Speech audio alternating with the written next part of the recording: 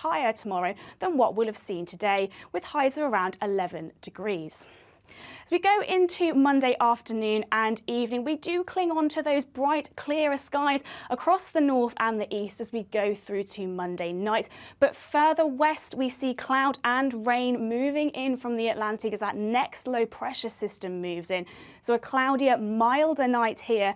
But across the northern and eastern areas, we could just see a patchy frost still to start Tuesday morning. But it will be a short-lived frost as that cloud and rain will quickly move in from the west through Tuesday morning. We could just see a little bit of snow over the high ground of Scotland and northern England on the leading edge of that. And that sets up the weather for much of next week. We'll be remaining unsettled with some showers or rain, but temperatures will be on the up, particularly from midweek.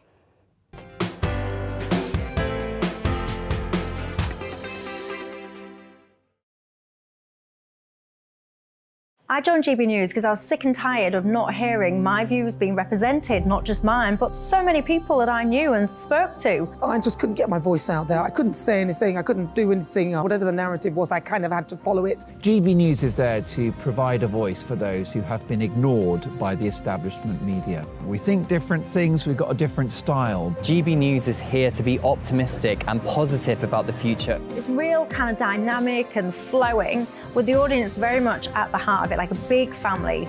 Here at GB News, we talk about the things that matter to you. Hearing the voices from right across our towns and cities, especially our towns. All sides of the argument represented with a heavy dose of opinion. We're on a mission here to make a difference. And the GB News family really is here for you, and whatever time of day you can watch or listen. Britain's watching. Britain's watching.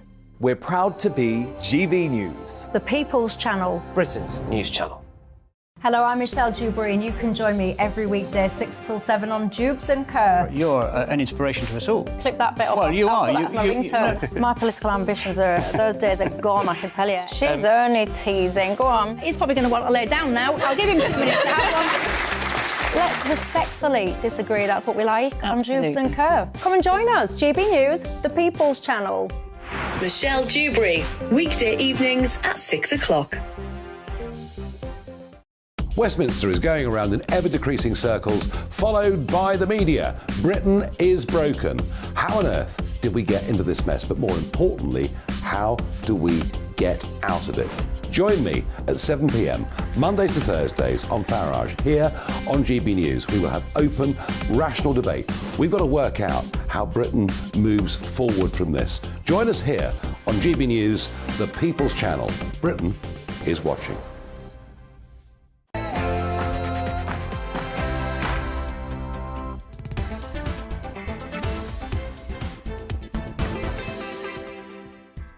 Hello, good afternoon. It's 3 o'clock. This is GB News on TV, online and on digital radio. I'm Nana Akua. And for the next 3 hours, yes, 3 hours, you heard it here first, me and my panel will be taking on some of the big topics hitting the headlines right now. This show is all about opinion. It's mine, it's theirs, and of course it's yours. We'll be debating, discussing, and at times we will disagree, but no one will be cancelled. So joining me today, it's broadcaster and author Christine Hamilton, also broadcaster and journalist Danny Kelly. But before that, I'll be joined in the studio by former Brexit MEP Martin Daubeny, also former advisor to Jeremy Corbyn, James Schneider. Before we get there, let's get your latest news headlines.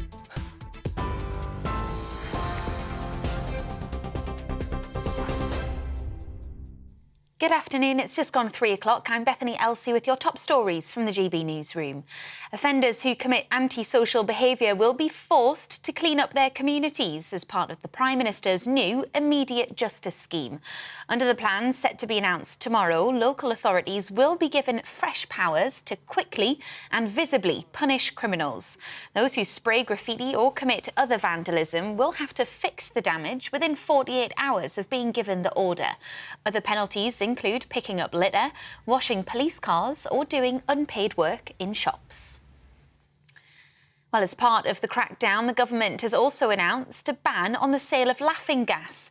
The Levelling Up Secretary Michael Gove told broadcasters nitrous oxide canisters are helping to fuel antisocial behaviour by turning public spaces into so-called drug-taking arenas. Labour is establishing a review of the BBC's operations to look at the future of the broadcaster. It follows the controversy over Gary Lineker's suspension from Match of the Day and Richard Sharp helping Boris Johnson to secure an £800,000 loan. The party says the independent BBC review panel will assess how to ensure the future sustainability of the publicly funded broadcaster. The Shadow Culture Secretary, Lucy Powell, says the organisation consistently finds itself at the centre of culture wars and that continuing that status quo is not an option. Scottish Labour is warning the incoming SNP leader to clear out the rot within their party. Deputy Leader Jackie Baillie is calling on the future First Minister to be more open and transparent. It's after figures revealed the SNP had lost 30,000 members in just over a year, which the party had previously denied. Leadership candidates Humza Yousaf, Kate Forbes and Ash Regan will find out tomorrow who will become Scotland's next leader. Ukraine has condemned Vladimir Putin's plan to store tactical nuclear weapons in neighbouring Belarus. Kyiv's foreign ministry has slammed the announcement as provocative and is calling for a UN Security Council session. Speaking on state TV last night, the Russian president insisted it wasn't unusual, comparing it with the United States stationing its nuclear weapons on the territory of European allies. US President Joe Biden has declared a state of emergency in Mississippi after a tornado killed at least 26 people.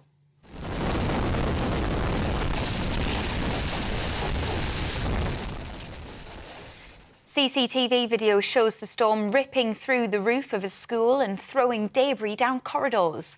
The twister swept through the state and into Alabama, cutting a path of destruction 170 miles long.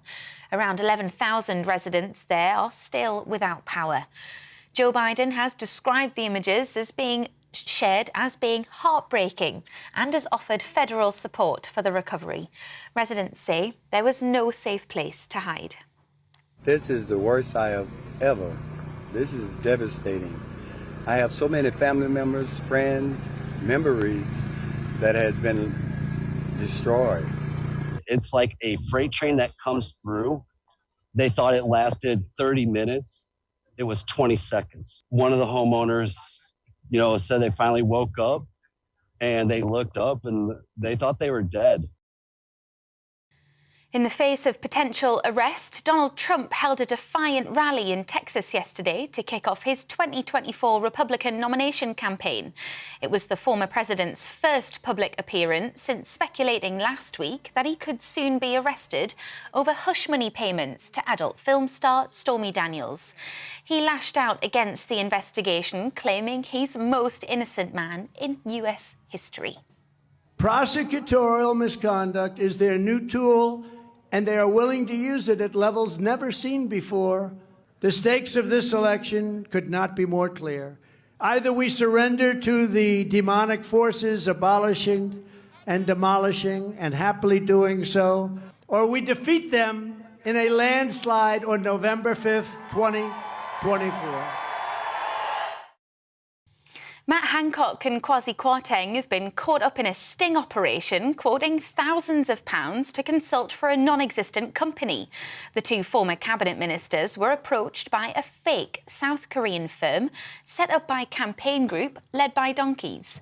Mr. Hancock told them his daily rate would be £10,000, whilst Mr. Kwarteng said he would expect to be paid a similar amount every month. MPs are allowed to seek employment outside of Parliament, and there's no accusation of any wrongdoing. You're up to date on GB News. Now it's back to Nana.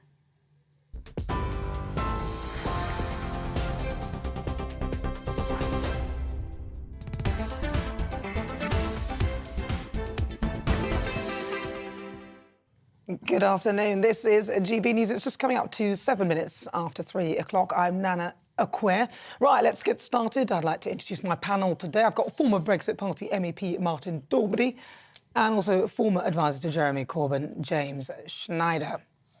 Right, so let's get started. Now, the Home Secretary, Suella Braverman, could ban the European Court of Human Rights from grounding migrant deportation flights in a deal to relieve pressure from Tory rebels. She said, get this deal over the line, and finally, some flights could go off to Rwanda. So, Martin, I'm going to start with you. What do you think? Do you welcome this whole idea, banning this kind of businesses to and froing? I think anybody who thinks that the ECHR is going to roll over and let the UK get special dispensation must believe in Santa. In fact, I've got a used car I'd like to sell them. One careful owner, very low mileage, Fantasyland. I can't see it happening. Some people on our side are optimistic that this new legislation is a breakthrough. I'm more pessimistic because history is on the side of being pessimist. Not a single flight has left so far. There's no sign of the ingress over the channel slowing down. Only the weather is stopping that. All estimates this year looking at more than double last year, maybe as many as 100,000. Where are they going to go? I mean, even the facilities in Rwanda cannot cope.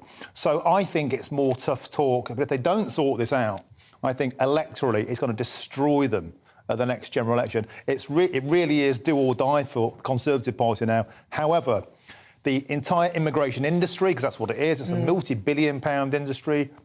The lawyers, the charities, the NGOs, the entire civil service, the supportive media, BBC, or the press, the political class, which are basically out of tune with the general public, or mostly anti-mass immigration, political class, or mostly pro. I think there's a battle of a lifetime, and I think this is going to be for the death of the Conservative Party. Do you think? James, what's your view on this?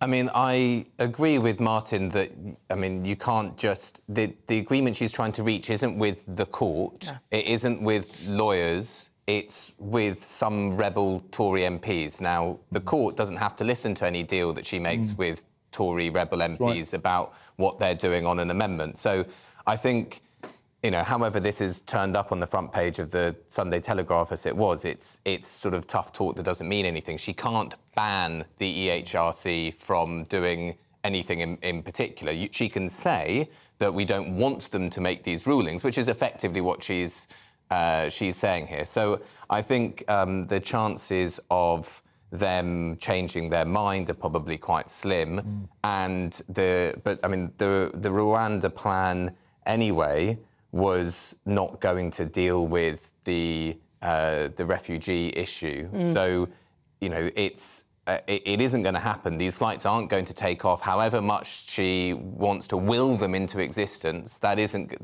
going to happen. So I think, you know, they instead should be looking at. But isn't she talking about this Rule 39 that the ECHR brought out that sort of stopped the flights? So she wants to get in there and deal with that specific rule, so they can't stop the flights. Isn't that what she's saying? Right, but she can't. She can't change the court's rules. No, she can't. So, I mean, she can change what the government wants to do, and then anything that we're signed up to, any treaties, any courts, any rules that we have agreed to follow, she can say, I would like that to change, but whatever body it is that oversees it, But isn't she asking for a higher threshold before that rule can be imposed? That's what she's asking for. But you use the right verb there, asking, right? Yeah. She can't ban the court from making the decisions that it's making. So, again, this is, you know, whether this is being used to bring on board these 60 Tory rebels and this is a bit of spin, I mean, that is how it should, you know, that's how it should be seen. I think the only way this can pan out well for the Conservatives, because they won't be able to bypass a piece of legislation if they wanted to. They'll face the mother of all legal cases and resistances. But what I think that we're already seeing, I mean, James, you and I have spoken about this before, this is being weaponised by the Conservative Party against Labour. Effectively, they're now saying the Labour Party want uncontrolled immigration. And next, it'll be the same as before in Brexit. The legal system, the QCs, the lawyers, they all want this to happen. Only voting for the Tories can stop this, despite the fact the Tories haven't stopped it in 12 years of rule. So I think it's going to get messy, it's going to get ugly, it's going to get very political. But I think this is yet more chest puffing and posturing, and I think it's pretty toothless. Wow. Well, listen, get me your thoughts. What do you think as you're listening and watching from home? What's your view? GBViews at gbnews.uk or tweet me at gbnews. Do you think that this is actually just chest puffing, or do you think that there is some sort of substance to it? I mean, James, where do you stand on the notion of Rwanda anyway? The fact that people could be sent there if... Yeah, I think it's... You think it's a good idea? No, it's a terrible idea. I mean, not only because it can't work, I think it is... it's wrong. It says a bad thing about us as a country, and we shouldn't be trying to offload our problem like this. You know, the refugee... Well, you say offloading the problem, but hang on, if there isn't room and there isn't space, OK, so... and you're trying to find another space that will be looked after and the taxpayer's still paying for it. So, refugees is a global problem, and the overwhelming majority of refugees are in the country nearest to where they are fleeing from. Right. Every country in the world has an obligation to help deal with this problem, which is people being displaced by war and conflict and climate change and so on. Yeah, we know that. Right, and so we should be taking our responsibility seriously, which is not saying, well, we're going to ship them all off to Rwanda, except that... But that doesn't mean we're not taking it seriously. Yeah, we already are taking it seriously. In fact, taxpayers are taking it very seriously because they're the ones bankrolling this. £3 billion per year on the asylum process alone, 1.7 billion on housing, 7 million a day on hotels. This is a serious issue. To say we're not fulfilling our obligation is a fantasy. It's a very grim reality. And also, I think it's important, this kind of Gary Lineker version of the truth, whereas every single person arriving in the UK is fleeing a war is absolute fantasy and nonsense. We know there's a huge amount of economic migrants from countries that are safe, like Albania. In fact, all of them have just come from a safe country, France. So this notion that they're all fleeing war zones, I think, is a useful fantasy. Well, it's not a fantasy because about 2/3 of people who claim asylum have their asylum cases granted. Yeah, in this country, in other countries, it's about 30%. Well, we are the ones who are actually accepting the highest number. It depends. In different countries, they have different we are taking on the highest proportion. But also, there are... I mean, no, with those who come and seek asylum, out of all the other European countries, we are definitely taking on a higher percentage. Right, but in absolute numbers, relative to France and Germany, say... Which are much bigger countries, I might add. No, by population. Yes, France but by size. Look, it's very France is the same size population. Yes, but Germany with a much larger land space. You make a good point. Is a little bit bigger. You make a good point. France has similar population, but the land space, the land mass that they have, the density of the population is far less than ours. We have much... So therefore, we're a smaller country. So therefore, we don't have as much room. And why are all those people leaving France and risking their lives to get to the UK? It's obvious. It's obvious because the UK is the pot of gold at the end of the rainbow. Yes, except it simply is. Except it really isn't, is it? Because it isn't like... So why are they all coming here? So if we're so unwelcoming and racist and horrible... Go on. No, let him answer. Please let him answer. Right. People are not coming because they might get 30 quid a week while their asylum case... And a roof over their head, and food and water, and also medical treatment. While their asylum case is being processed, right? People who are coming from Afghanistan, from Iraq, from Libya, Albania, from Syria... let's take where the majority... more are coming from those war zone countries than Albania. In a mass, yes, but if you were to take one country... Iran is not a war zone. But you will both accept, right, that there are people who come from war zones, from horrible, terrible circumstances, who are among, and in fact, the largest proportion of the people who are coming here. Now, your question is, why would they not want to stay in France but to come here? Why would people want to come here? And, of course, people have lots of different reasons, but they tend to boil down to they will have some connection with the UK for either historical reasons. They might have worked with British people in Afghanistan, for example. It might be a former colony, and so that there is a historic connection. They might have family or friends or some other connection, or they might speak English and they don't speak French. So they feel that the way that they're most able to restart their lives and to contribute to the society that they're in is here rather than France. And just hold on.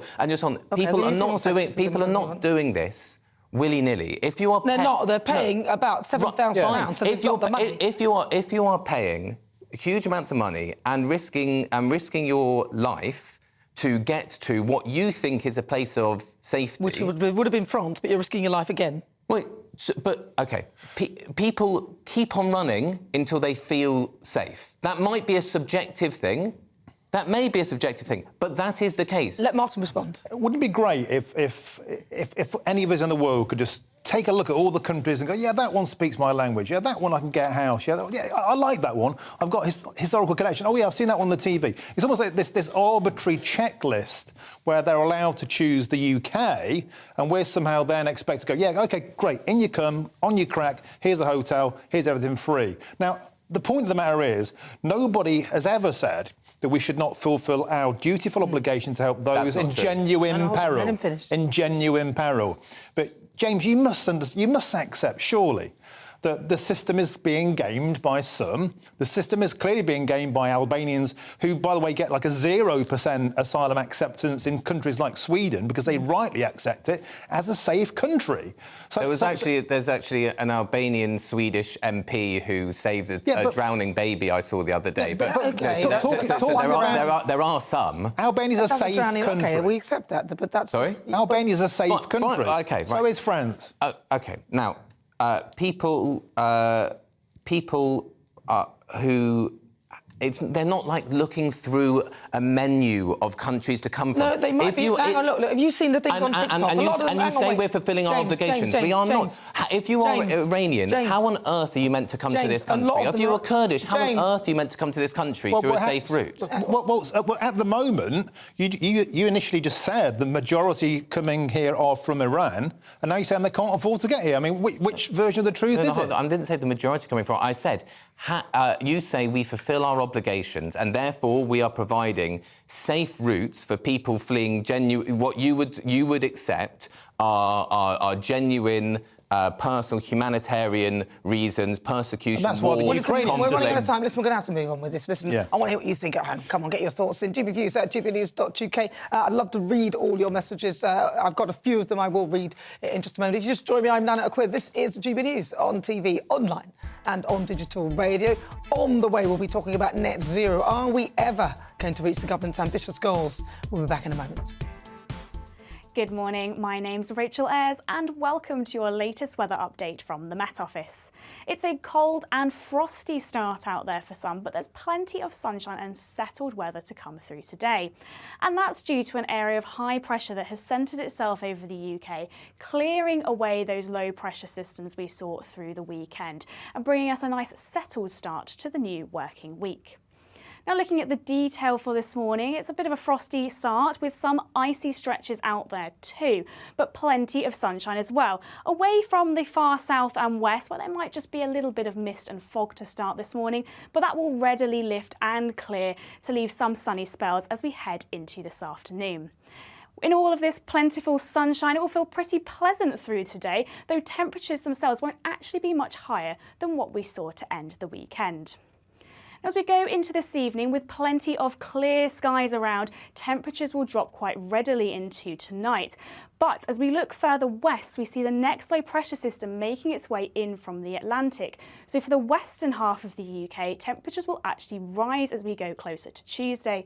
But across the far north and east, we could just see an odd patch of frost to start the day. Through Tuesday morning, this cloud and rain will continue to make its way north and eastwards to be affecting most areas by the time we get to late Tuesday morning. There will be some heavy bursts of rain as well as some hill snow on the leading edge of that, particularly across Scotland as well as over the high ground of northern England for a time. But as those winds become southerly from that cold northerly we saw earlier on, temperatures will start to rise. And this will set the theme for the rest of the week, with further outbreaks of showers and rain throughout the week. But temperatures will be on the rise, particularly from about Wednesday and Thursday onwards. We've got a brand new lineup every Saturday night on GB News. From 6 p.m, I'll give you my unique take on the world today. Then at 7, it's me, Calvin Robinson, with my Common Sense Crusade. New to GB News is the Saturday 5. 5 times the opinion. Join us every Saturday from 8 p.m. as we debate the week's stories. With us 4, plus a special guest. And at 9, of course, it's Mark Dolan Tonight. Brand new Saturday nights on GB News, Britain's news channel.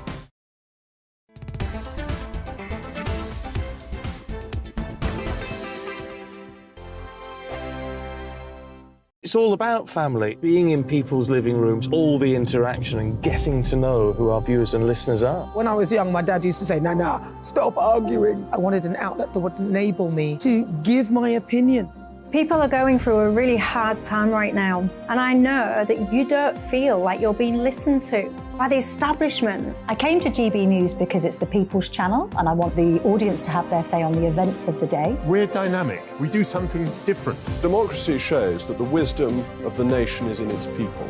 I get to travel to find out what the story is from a personal perspective. The British people aren't fools. We know when we're not being told the full story. We've got to work out how Britain moves forward from this. It's the best country in the world. The establishment had their chance. Now we're here to represent your views.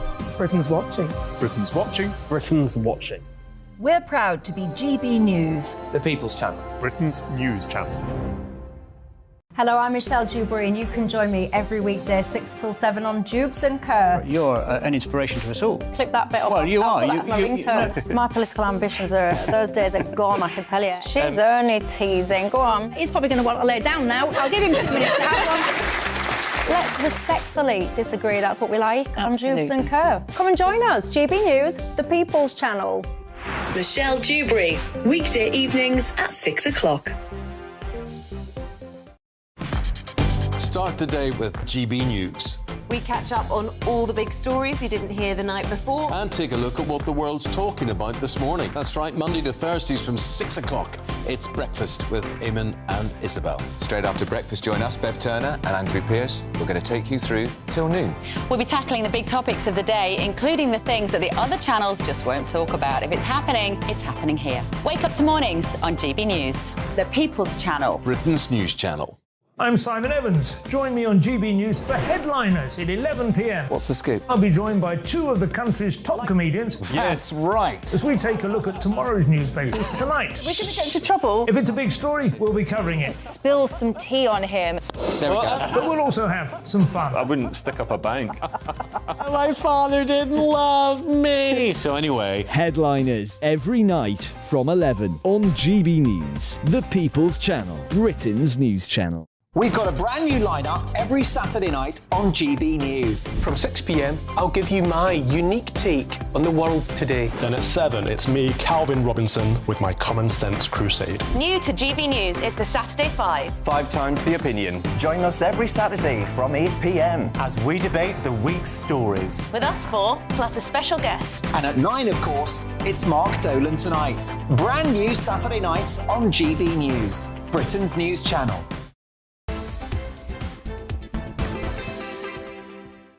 It's fast approaching, 25 minutes after 3 o'clock even, crikey. I'm in the hour ahead. This is GB News on TV, online and on digital radio. I'm Nana Akua. Now, before the break, we were talking about migrants and refugees. Let's have a look at what you've been saying. John says, our country is being abused and the people in it. Glyn says, why are these young fighting age men running? Why don't they stay in their countries to fight for the changes they want? And Sarah says the lefties in the civil service, of course, will grant people asylum to defy the government aims. Why are you sighing, James? You just put your hands on your head with that previous message. I mean, if someone is running away from ISIS, for example, or from a pogrom or war or persecution, it's just like, to say, oh no, just stay there and die. I just find it unless baffling. it's Shamima Begum, then you want them to come back in, of course. No, it's a different story. Well, no. I mean, actually, Shamima Begum is a different story, but I mean, actually, I think we could gather quite useful intelligence from interviewing her and finding out more about it. Well, but we can do that from her, wherever she is. You can do that from Syria. That's by the by. Do that from Syria. Right, well, let's move on. Let's move on to net zero. Now, we all know the government has set out its policies and proposals for decarbonising all sectors of the UK's economy to meet our net zero target by 2050. But now, the UN climate change report says that the UK must bring net zero forward to 2040. Is this overambitious? I'm joined by Martin Daubney, and journalist and former Brexit MEP and former advisor to Jeremy Corbyn, James Schneider. All right, I'm going to start with you, James. Net zero, is it realistic? 2040, they're saying. Bring it back 10 years. So it's necessary. It's extremely ambitious. Technically, it's very difficult. We shouldn't beat about the bush. Fossil fuels are incredibly energy dense, and we have 150 years of investment into our infrastructure for our economies to be run on fossil fuels. So we need to be able to make that whole change, about 150 years worth of investment in infrastructure in an extremely short period of time. So it is extremely ambitious, but it is totally necessary, because if the science has been moving forward, and it seems that, according to the latest science, that tipping points, which is when it's a great show. I love that show. Okay, when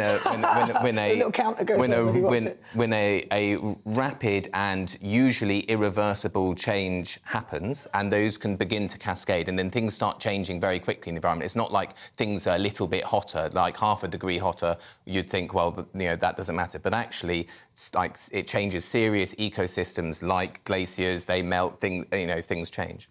And they say that this is most likely to start to kick in, these tipping points, at 1.5 degrees of average warming above pre-industrial levels. Now, at the moment, we're at about 1.1, 1.2. The UK Met Office says that next year they expect it to be 1.5, although they then expect it to come down a little bit beforehand. So we've got very close to the point at which big changes to our environment that cannot be undone, which will have huge impacts on our economy, on the flows of people, of goods, of energy, and we have to move very, very fast. But of course, it's ambitious because we've left it so late. If we'd started doing this 20 years ago, we wouldn't have to be in such a rush now. We did start doing this 20 years ago. I can even remember Gordon Brown saying that we've got 5 minutes or whatever it is to save the world.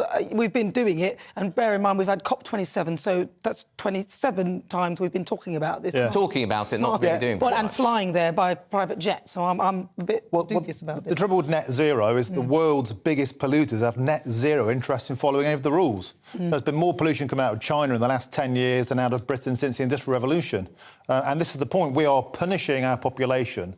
The working classes are paying the hardest because, as a proportion of our livelihoods that are going out on heating, because of a cataclysmic failure of planning ahead in terms of our energy policy.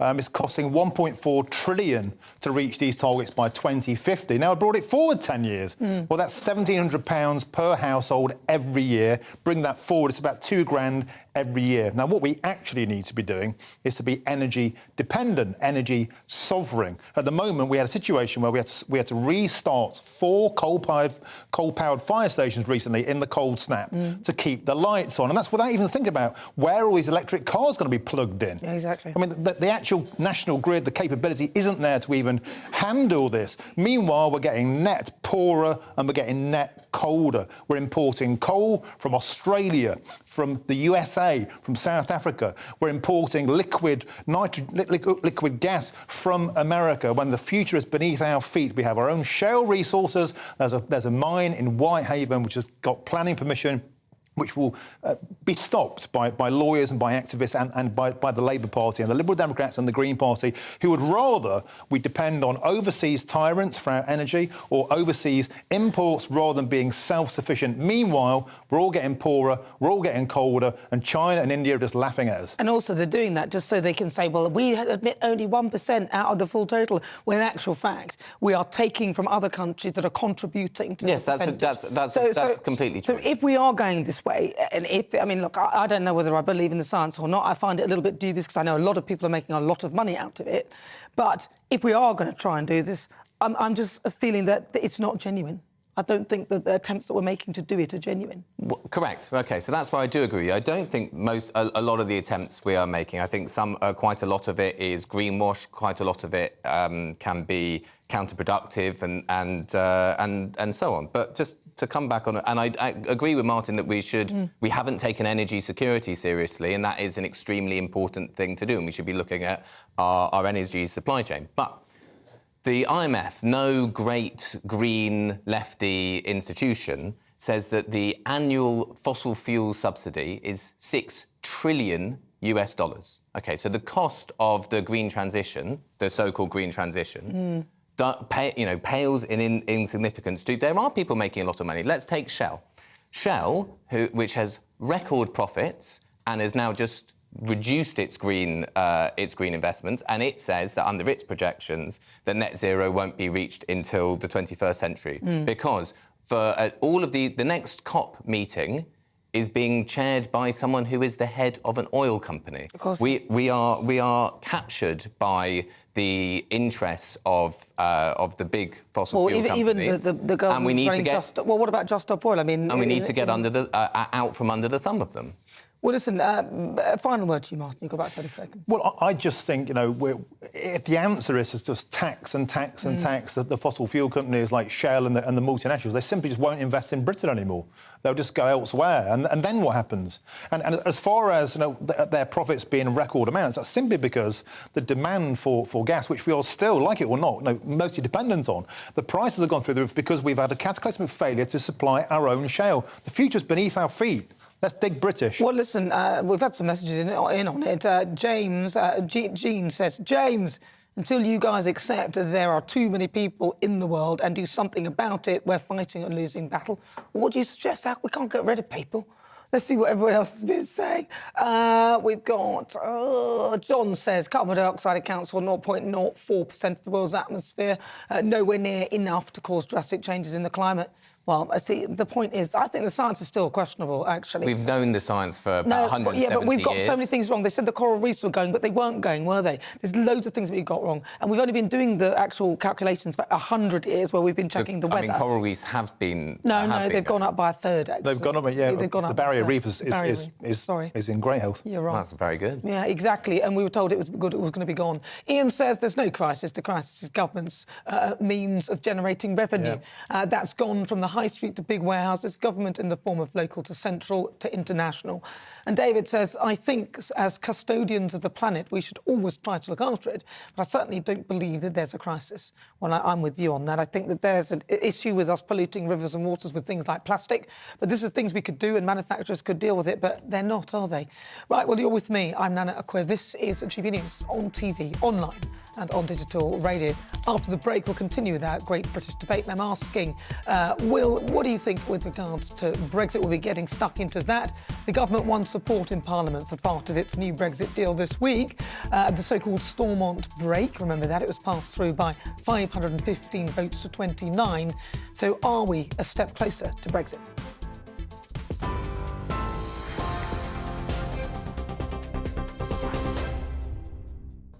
It's 3:33. I'm Ray Addison in the GB newsroom. Offenders who commit antisocial behaviour will be forced to clean up their communities as part of the Prime Minister's new immediate justice scheme. Under the plans set to be announced tomorrow, local authorities will be given fresh powers to quickly and visibly punish criminals. Those who spray graffiti or commit other vandalism will have to make good the damage within 48 hours. Other penalties include picking up litter, washing police cars or doing unpaid work in shops. Well, as part of the crackdown, the government has also announced a ban on the sale of laughing gas. Levelling Up Secretary Michael Gove told broadcasters that nitrous oxide canisters are helping to fuel antisocial behaviour and turning public spaces into drug-taking arenas.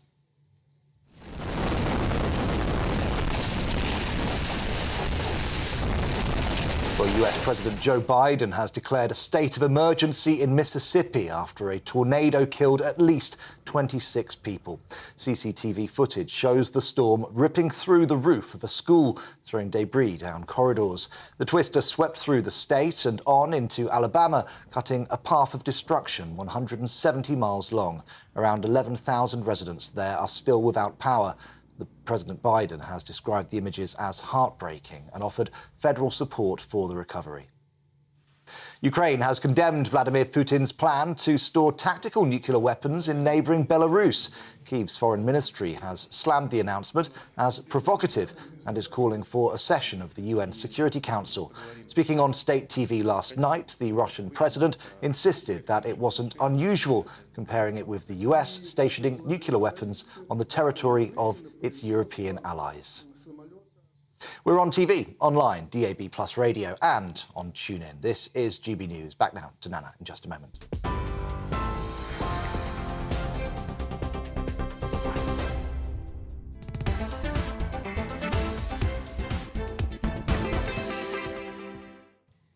Good afternoon. If you just tuned in, you might be thinking, why is she here now? Get rid of her. No, I've got an extra hour on the show. It's coming up to 37 minutes after 3 o'clock. I'm Nana Akua. This is GB News. We are the People's Channel. On the way, the government won overwhelming support in Parliament for part of its new Brexit deal. Now, this is despite a rebellion from some of its own MPs and a backlash from members of the Democratic Unionist Party, or DUP. Is Brexit a step closer? We'll discuss in just a moment.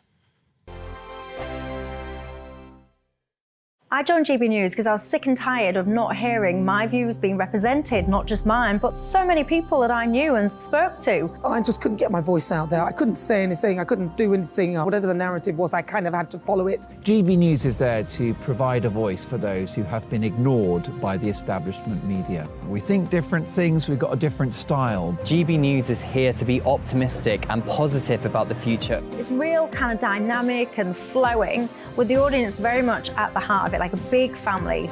Here at GB News, we talk about the things that matter to you. Hearing the voices from right across our towns and cities, especially our towns. All sides of the argument represented with a heavy dose of opinion. We're on a mission here to make a difference. And the GB News family really is here for you, and whatever time of day you can watch or listen. Britain's watching. Britain's watching. We're proud to be GB News. The People's Channel. Britain's news channel. Hello, I'm Michelle Dewberry, and you can join me every weekday 6 till 7 on Jubes and Kerr. You're an inspiration to us all. Clip that bit up. Well, you are. That's my ringtone. My political ambitions those days are gone, I can tell you. She's only teasing. Go on. He's probably going to want to lay down now. I'll give him 2 minutes to have one. Let's respectfully disagree. That's what we like Absolutely. on Jubes and Kerr. Come and join us. GB News, the People's Channel. Michelle Dewberry, weekday evenings at 6 o'clock. Westminster is going around in ever-decreasing circles, followed by the media. Britain is broken. How on earth did we get into this mess? But more importantly, how do we get out of it? Join me at 7 p.m, Mondays to Thursdays on Farage. Here on GB News, we will have open, rational debate. We've got to work out how Britain moves forward from this. Join us here on GB News, the People's Channel. Britain is watching.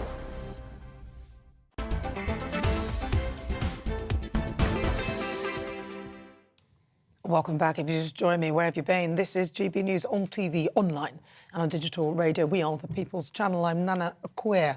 Now, before the break, we were talking about the fact that everyone's talking about net zero. And I've got a couple of emails. One from Tony. Tony says, I live near Nissan and recently was talking to one of their engineers, and he said there is another line of EVs. And I asked him, how is everyone supposed to charge these vehicles? And he replied, the government are not worried about charging. They don't expect the lower class to have cars. Yeah, I can see that. And Sean says, Martin talking common sense and facts, whilst James talks no sense and just feelings. Feelings, James. That's what he's saying. Right. Well, that's very nice, because normally the left get accused of only talking about facts and figures and not engaging with feelings and emotions. So I take that as a real compliment. I think they always talk feelings, in my view. A lot of the people on the left talk more feelings. It's all about me and I feel, and you've done this and that, and sort of not sticking to the facts. I think James is a fine young man, and we can disagree on many things, but we always shake hands at the end, don't we? And it's good to have feelings anyway. Feelings are very good, yeah. And also facts. I'll try and get some. Right, our next debate is on Brexit. The government won support in Parliament for part of its new Brexit deal by 515 votes to 29. That was, remember, the vote was done in between that kangaroo court. Despite a rebellion from some of its own MPs and a backlash from members of the Democratic Unionist Party. Martin Dorby and James Snyder join me. I'm going to start with you, Martin. So Boris Johnson, Liz Truss and Priti Patel, they all voted against the Windsor framework deal this week. That's the thing that was... But it's out through the Commons. I mean, what do you think about it? What's your thoughts? It was the right thing to vote against it, although Boris kind of got us into this mess. Well, not really, David Cameron. He's the one that started it. No, I'm talking about the deal that was signed. I was an MEP at the time. I was sent back to BBC Question Time from Brussels on the 17th of October 2019 when the withdrawal agreement was published. Yeah. It was abundantly clear before the ink was even dry on that it was a terrible deal for Britain. But it did really start with Theresa May, to be fair. Boris tried to adapt something that was... No, but the deal that went through was Boris's deal. His oven-ready deal turned out to be a complete turkey, but Rishi's made it even worse. And that is because the Northern Ireland Protocol gave us the right to veto which we're now surrendering. Without a shot being fired, we have effectively sanctioned and annexed the part of the United Kingdom to Brussels. It's abundantly clear when you go through it. For example, Northern Irish fishermen, if they leave a port and go back to Northern Ireland, having crossed the sea border, which is still there, we were told it wouldn't be there, are treated as a foreign vessel upon their return. In future laws that we make here will have to be approved by Brussels. This leaves the cat flap open to the rejoin movement. You have to ask yourself why so many people who invested so much political time and energy all those years, like Keir Starmer, trying to cancel and wipe out the Brexit vote, why were they so prepared to vote for this without having even seen the fine print? Yeah, the answer is clear. He said even before I'd read it that he... Because they know that this deal allows closer alignment in the future. If the tea leaves float out the way we're expecting them, and Rishi loses and Keir gets in, there'll be closer alignment. This Windsor framework allows that to happen. It's a terrible deal for Britain, and for those of us that kind of gave up our nice, easy livelihoods to get involved in politics, to go to Brussels, I think it's the final act of betrayal. Certainly, for the people of Northern Ireland, they've been thrown under the bus. So the DUP were not really supporting this at all? No, and that's the right thing to do, because why should they surrender control of a part of the UK to Brussels, which is what this does? It doesn't matter how you dress it up, it leaves part of the UK under the control and the auspices of Brussels. That was never what people voted for. James? I mean, I think they all voted for it because they're, tired of the trying to square a circle that is not possible, which is not possible to do. You've got the Northern Ireland on the island of Ireland that, for economic and political reasons and social and cultural reasons, can't have a hard border, which means that you've got to have either a hard border there, or a fudge. And we've tried some different fudges, and this is the latest fudge. Now, you might feel betrayed, and I'm sorry for you, and so on. But there has to be either a damaging hard border on one side, a damaging hard border on the other side. Nobody wanted that all along. I know, but here is the thing. Right? We don't live in a fantasy world where we say we'll just have all of the things and there's no impact, there's no implication. The reason why the EU and Ireland would insist on having some alignment on rules and not having lower tariffs, say, for goods. Right? Let's just make it simple on tariffs, because you could import via Northern Ireland and then into the EU that way, and you could get around their tariff system. Switzerland has a frictionless border that's controlled electronically. Right, but they've got a fudge. They've got a good fudge, right? Better than ours. Right, and it might be a better fudge, but my point is, it's the thing that you need to have is some kind of fudge. The idea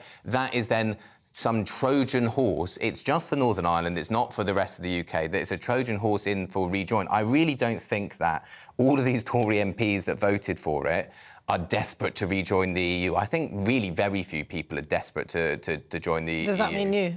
I'm not desperate to join the EU, no. I'm bored of talking about Brexit. I think that's been the problem, I think. It's basically a distraction. But don't you think that was really part of it, that actually they just wore us out in the end, which was the tactic of the EU to kind of wear you down. And in the end, a bit like the sort of Putin strategy with Ukraine, in the end you'll submit to something that you would never have agreed to in the first place. Yeah, and I think the person who would be happiest with this is Michel Barnier, my old sparring partner when I used to have a go at him in Brussels, because they've played the long game, they've played the war of attrition. You're quite right, Brexit fatigue syndrome is a real thing. The MPs want rid of this now. The Conservative MPs know it's a fudge. They want it gone. The Labour Party don't want to vote against it because that would be electoral suicide in the red wall. But it does allow the ratchet to go back towards Brussels and Strasbourg down the line.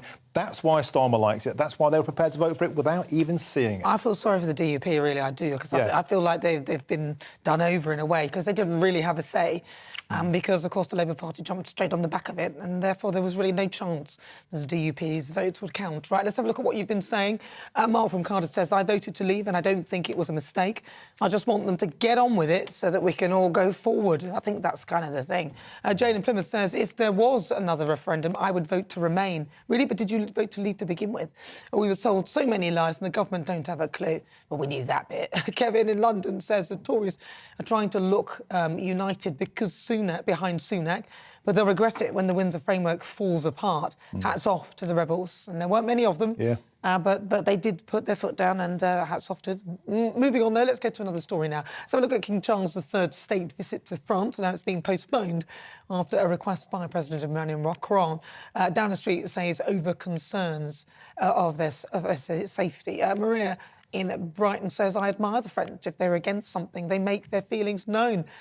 We haven't had the balls to do anything since the Great Fuel protests in 1999. What do you think? I'll come to you. Actually, James, I'll come to you because I went to Martin last time. Yeah. What do you think about the protests with Macron? 62 to 64. Yeah, I think it's quite inspiring. They're saying they're being asked, well, they're not being asked. Macron, the president, he's gone around their parliament and he said, we're going to take something away from you. And he hasn't got the mandate to do it. He doesn't have the popular support to do it. It's a very unpopular policy. And French people have said no, and they've gone and protested in absolutely massive numbers. And they've stood up for themselves. And I think, that's why they've got some of the extra benefits and lower state pension and so on than we've got here, because they will go to the streets, they will protest it, and they will fight for it. And I've got to say, hats off to them. Yeah, see, James, I knew we'd agree on this one because I know that the political left like a bit of direct action. I wonder where our French spirit has gone. The last time we saw anything like this in Britain was the poll tax riots, and that got something done. It got an unfair and unjust and law scrapped, forced a U-turn, and that hasn't happened since. It didn't happen over Brexit. It hasn't happened over illegal immigration. It hasn't happened about when our pension rules changed. By the way, it's 4 years extra you've got to work in the UK. By the time I get to pension age, I'm expecting to be dead. I mean, how long will we have to work to stay afloat? But what's happening here is an overreach into people's lives of big state politicians like Macron, and we've got the same mess this side of the channel. The trouble is, the political class don't listen to votes. They didn't listen to Brexit. They tried to overturn it. They tried to cancel it. They won't give us a vote on things like net zero or the ECHR because they know they'll lose.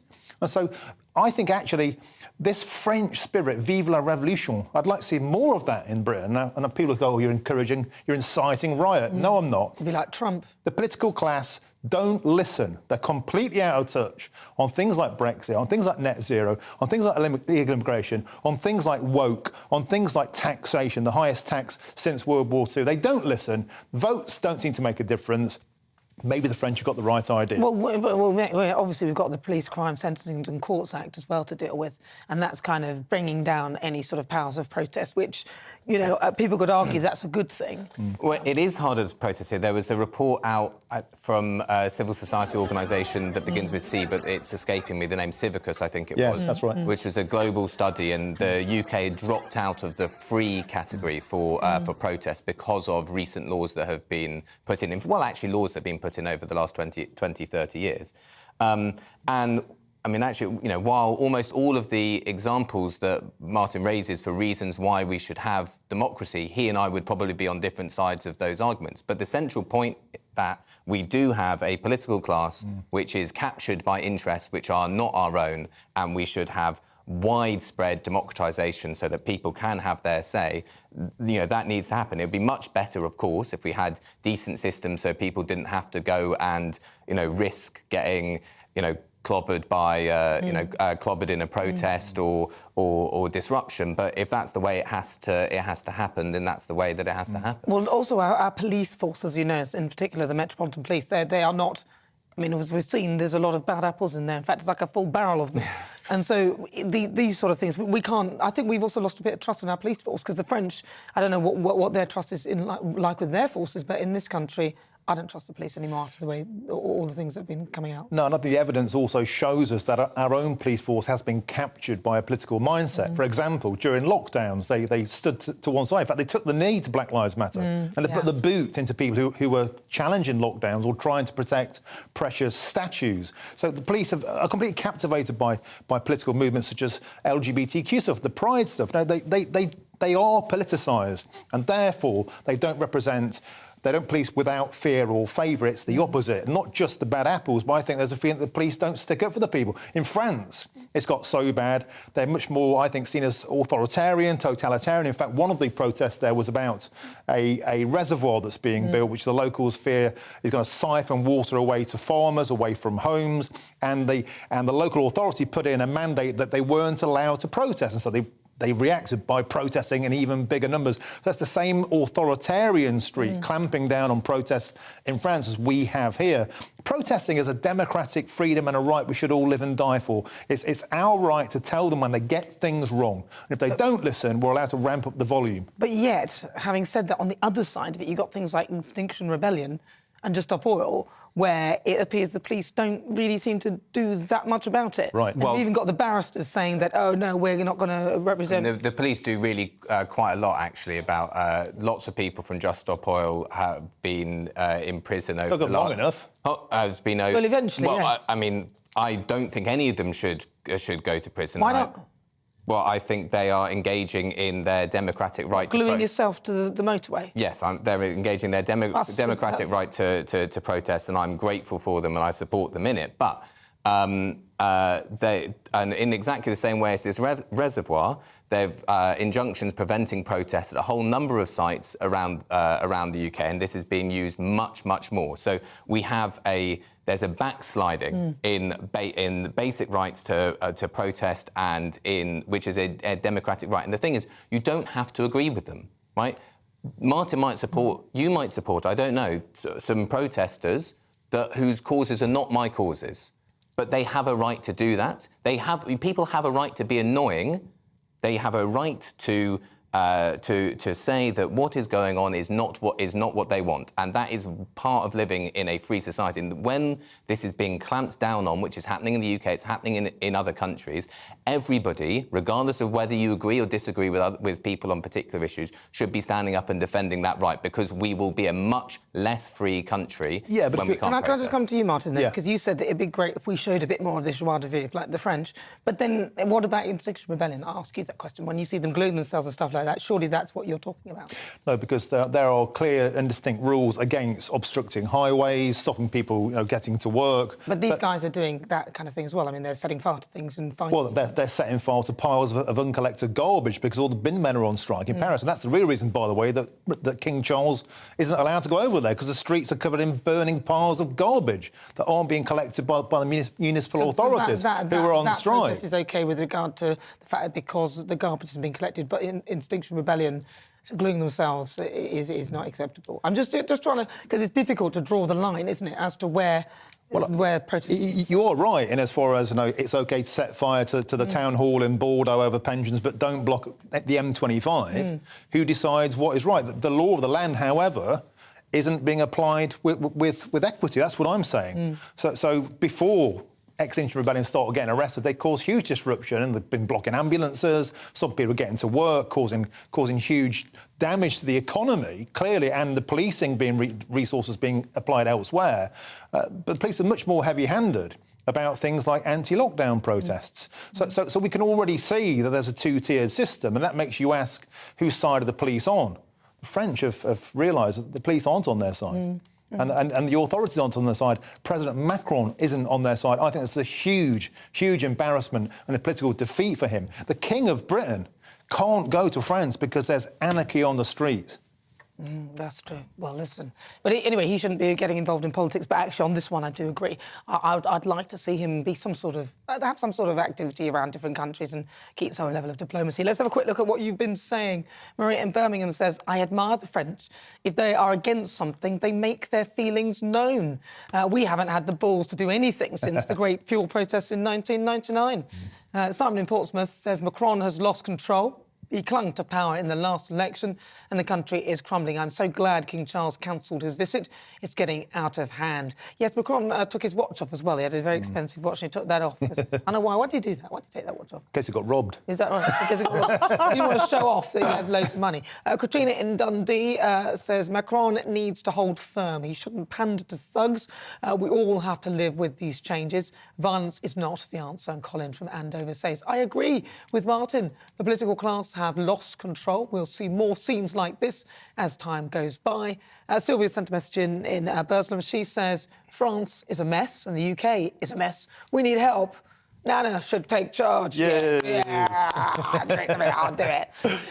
And then somebody said, what is James talking about? Those people that cause disruption should go to jail. People lost out on income on seeing families all because of these idiots. We are so soft. Well, this is GBNews on TV, online and on digital radio. Thank you so much to Martin Daubney. Thank you very much, Martin. Absolute pleasure. Thank you. And also James Schneider. Stay tuned because there's loads more coming up in the next hour. Stay tuned. You've probably seen politicians interviewed 1,000 times, but we do it differently. We find out who they really are, we don't shout, we chat, and hopefully we bring a bit of light, not just heat. Did you know Kate Moss? Apparently.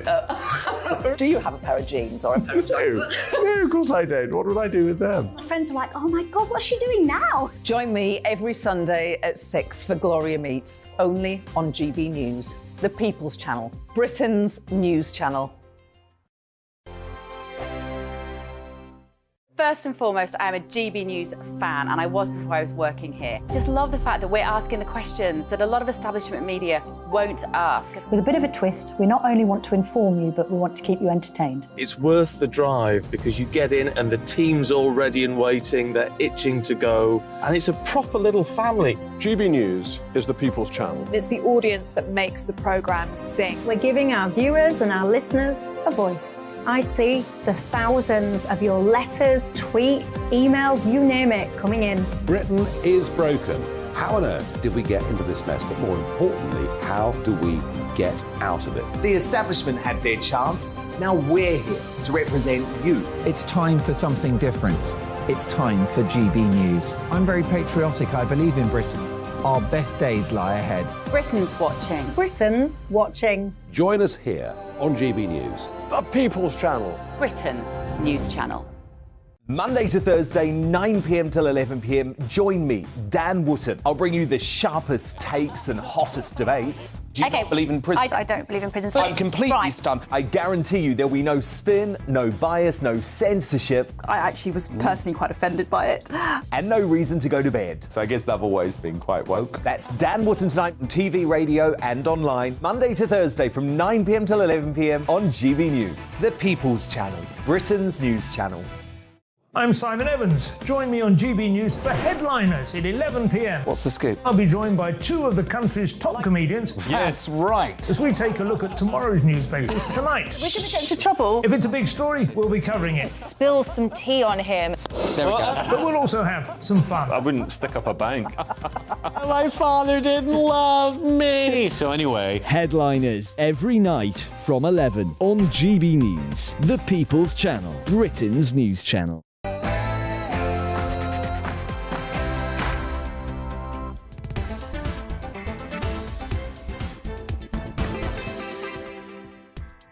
Hello, good afternoon. It's just coming up to 4 o'clock. This is GB News on TV, online and on digital radio. I'm Nana Akua, I can't even remember who I am.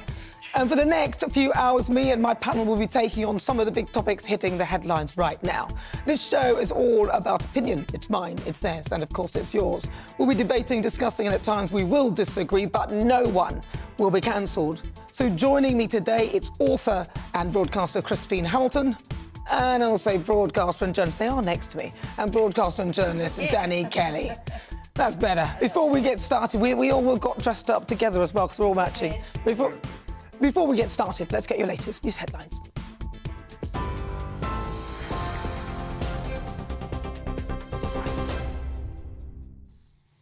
It's coming up to 4 o'clock. I'm Ray Addison in the GB newsroom.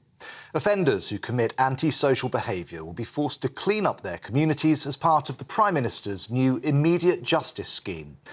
Under the plans to be announced tomorrow, local authorities will be given new powers to quickly and visibly punish criminals. Those who spray graffiti or commit other vandalism will have to fix the damage within 48 hours. Other penalties include picking up litter, washing police cars or doing unpaid work in shops. Well, as part of the crackdown, the government has also announced a ban on the sale of laughing gas. Levelling Up Secretary Michael Gove told broadcasters that nitrous oxide canisters are helping to fuel antisocial behaviour and turning public spaces into drug-taking arenas. Labour is establishing a review of the BBC's operations to look at the future of the broadcaster. It follows controversy over Gary Lineker's suspension from Match of the Day and BBC chairman Richard Sharp helping Boris Johnson to secure an £800,000 loan.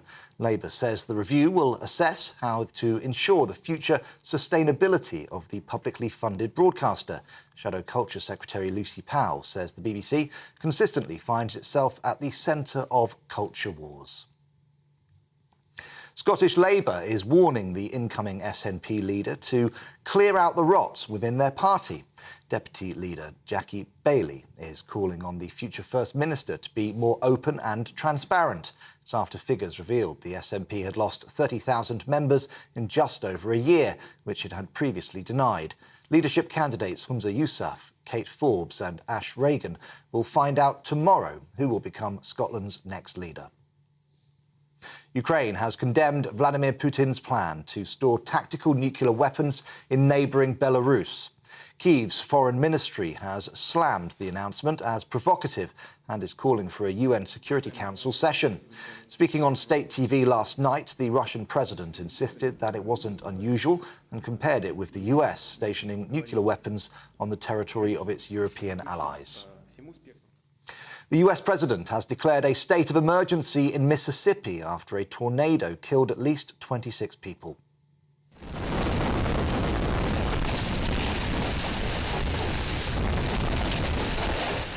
Well, CCTV footage shows the storm ripping through the roof of a school, throwing debris down corridors. The twister swept through the state and on into Alabama, cutting a path of destruction 170 miles long. Around 11,000 residents there are still without power. They say there was no safe place to hide. This is the worst I have ever. This is devastating. I have so many family members, friends, memories that has been destroyed. It's like a freight train that comes through. They thought it lasted 30 minutes. It was 20 seconds. One of the homeowners, said they finally woke up and they looked up and they thought they were dead. Well, back here, Matt Hancock and Kwasi Kwarteng have been caught up in a sting operation, quoting thousands of pounds to consult on a non-existent company. The two former cabinet ministers were approached by a fake South Korean firm set up by campaign group led by donkeys. Mr Hancock told them his daily rate would be £10,000, whilst Mr Kwarteng said he would expect to be paid a similar amount every month. MPs are allowed to seek employment outside of Parliament, and there is no accusation of any wrongdoing.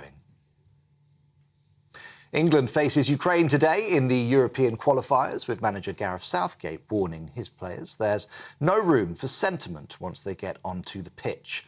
4,000 Ukrainian fans are expected to attend the match at Wembley this evening. The FA has given 1,000 free tickets to Ukrainian refugees and their British hosts. Ukrainian fans told us that they believe in their team. I believe we're going to win, and I believe we're going to win the war, and we're going to come back home. Thank you very much for this free ticket. We will support, of course, our team, and we hope we are win. We win in our victory. We win in our victory in war. This is GB News. We'll bring you more as it happens. So let's get back to Nana.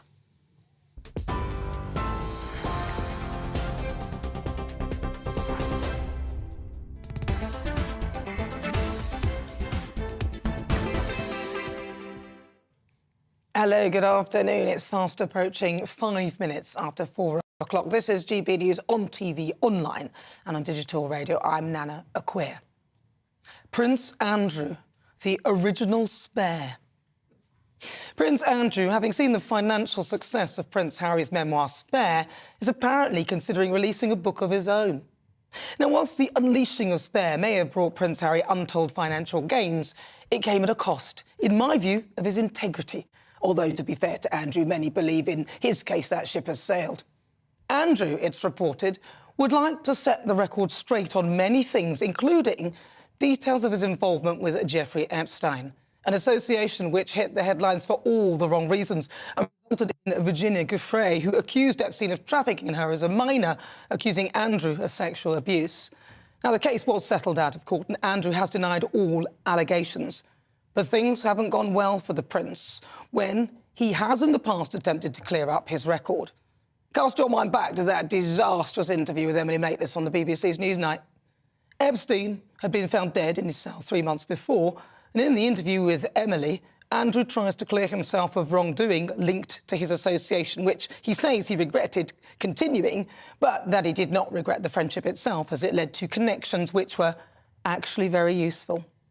He claimed on the night that the so-called assault in 2001, he had been at a Pizza Express in Woking, and that Gouffre's claims about dancing with him at a club in London whilst he was sweaty were false, as he had temporarily lost the ability to sweat after an adrenaline overdose during the Falklands War. It was all very bizarre, and afterwards Andrew was actually congratulating himself, oblivious of the mess that he had made of it.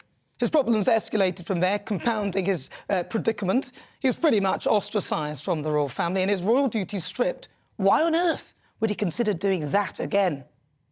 But it seems Andrew is apparently determined to set the record straight again and tell his story. A story that may well be of public interest, but one that only a bold publisher dare to go near. His reputation in tatters, the Prince may struggle to even find a taker. And it is also unlikely that he'll get an advance for his book like Prince Harry, who it's reported received millions before he'd even written a word. Any payment to Andrew, I suspect, will be in royalties rather than up front. Unfortunately, needs must. He received no financial inheritance from the Queen, is being ejected from his Windsor home, Royal Lodge, unless he can pay for the upkeep. And King Charles, who is holding the purse strings tightly, has even refused him the £32,000 cost of his Indian healer. Andrew, enough. He's like a fart in a spacesuit. Spare us.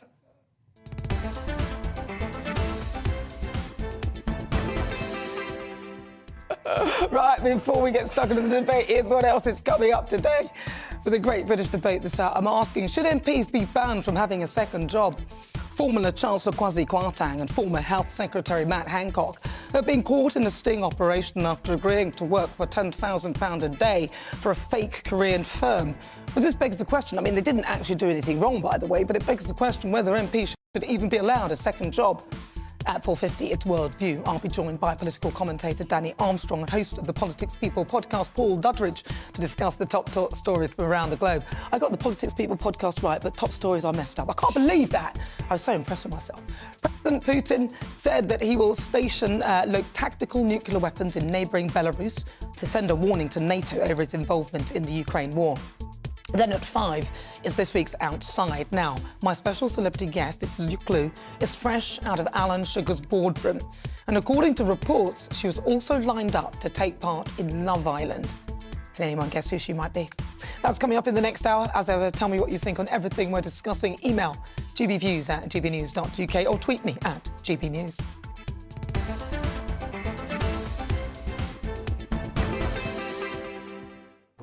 Right, let's get started. Let's welcome again to my panel author and broadcaster Christine Hamilton, and also broadcaster and journalist Danny Kelly. Right, so I'm going to start with you, Christine, because Danny's laughing too much. You like the fart in the spacesuit? It's the fart in the He did, yes. I enjoyed it, but what makes me laugh even more was Christine's reaction. It was like, what? Well, I was trying to... don't go there. You were trying to imagine it, weren't you? Christine, what do you think? I mean, about Andrew? Andrew. I mean, of course, he has denied all allegations to any of this. I was just going to say, we have to remember that Andrew is innocent. He has not been proven guilty of anything. It may look unfortunate, but do you know, to be perfectly honest, I would far rather, if it gets written, read a book of Andrew's than I would to read Harry's. I couldn't give a damn about Harry's. I've never read Spare and I've no interest in reading it. I would be more interested, I think, to read Andrew's version. And I think, why shouldn't he write his version? And especially if he has been cut off in all this way financially. He won't make a vast amount, but I expect there'll be quite a reasonable market for it. So, frankly, why not? A lot of the publishers won't touch it, though, because the association... You're obviously damned against him. I could tell that from your monologue. I don't know, actually. No, I don't know. I would read his before I'd read Harry's. I think I'd probably do that. Yeah. You're right to qualify the fact that he is innocent. Yeah. The only thing he's guilty of is giving a complete stranger about 11 million quid who he's never met. To spare his mum. Come on, look at the circumstances. I'm not defending him, but but you... No, look, you're right. Innocent until proven guilty. And to spare... I get all of that. I disagree with you both, though. I think that there would be publishers queuing around the block. And, Nana, you and I agree on everything, mostly. No, we don't. We never agree on anything. He's lying. He'll get... I was being sarcastic. He'll get a publisher. Of course he will. And he'll get an upfront payment, Nana. Believe me, this is a capitalist society. These You were being so sarcastic about him. Do you think? Yes, I do. You were... But, yes, I mean, the thing is, also, what I didn't remember, Nana, is the fact that his networking with Jeffrey Epstein and all of those other dodgy characters superseded, was more important than what he'd actually done or what he was accused of doing. And that was rather inappropriate to say, well, look, I don't like to ditch my friends. It opened doors for me. But you need to remember what this guy Epstein was. He was a monster. Well, what it does is kind of show his moral compass. If you know about some of the awful things that this person has done, then to associate yourself with that person, but to ignore those things may make people think badly of you or think differently of you. And that is a thing. But you have to respect that sometimes people judge you based on the company that you keep. Of course they do, but you say his moral compass. Also, I think it probably shows his thickitude. Do you think? He just didn't think it through. I mean, anybody with an ounce of sense would have said, yes, of course I regret it. But he just didn't see that that's what he had to do. But even when, like it said, that he regretted it, but he didn't regret the friendship. No, I know. See, so therefore he's now informed of the information. He has it in front of him, and then he's still saying that he doesn't regret the friendship because it opened doors for him. Yes, well, I just think that's a bit... All of this regal, dirty laundry being aired in public is brilliant. I love it. The more the merrier. I'd like Camilla to write a book. Camilla has. Angela Levin wrote a biography. Angela Levin, hang on. Angela Levin wrote that. I'm reading it at the moment. We're off to Scotland shortly, and I'm taking it with me to read. And William, honestly, if they just exposed the grit behind the curtain... You know, what was that film? It was The Wizard of Oz. The Wizard of Oz. And behind the curtain, it wasn't this big wizard, it was this little bald fat guy. No jokes, please, Nana. I wasn't going to. Who was, like, using a generator on a bicycle to power everything. Yeah. I love it all. The more, the better. But the trouble is, as I think it was Badgett who said, that once you let daylight in upon magic, i.e. on the royal family, the whole thing starts to disintegrate. And I think they are holding it together at the moment, and I think King Charles is doing well, and we've got William and Catherine coming along. Maybe another book from Andrew will just bang some more holes in the magic. I mean, Diana wrote a book, though. I mean, who else has written a book? Oh, no, allegedly she wrote a book. She didn't cooperate. No, she didn't cooperate, and she didn't tell all her friends to talk to Andrew more. What was the 32 grand Indian healer about? Yeah. What was all that about? Well, he was getting paid, his dad or somebody was paying that each year for him to have an Indian healer. A healer who's Indian? Or a healer who practices in Indian healing? Both, probably. An Indian person. A healer who's Indian? A healer who's Indian, but also practices details of whether the healer is Indian healing whoever they are, they practice Indian. Well, Charles would be into that, wouldn't he? Well, he's cut him off from that. He's not paying for it. He's not having it. Yeah, 32k. Yeah. Wow. Tell you what I'd like to see in Andrew's book.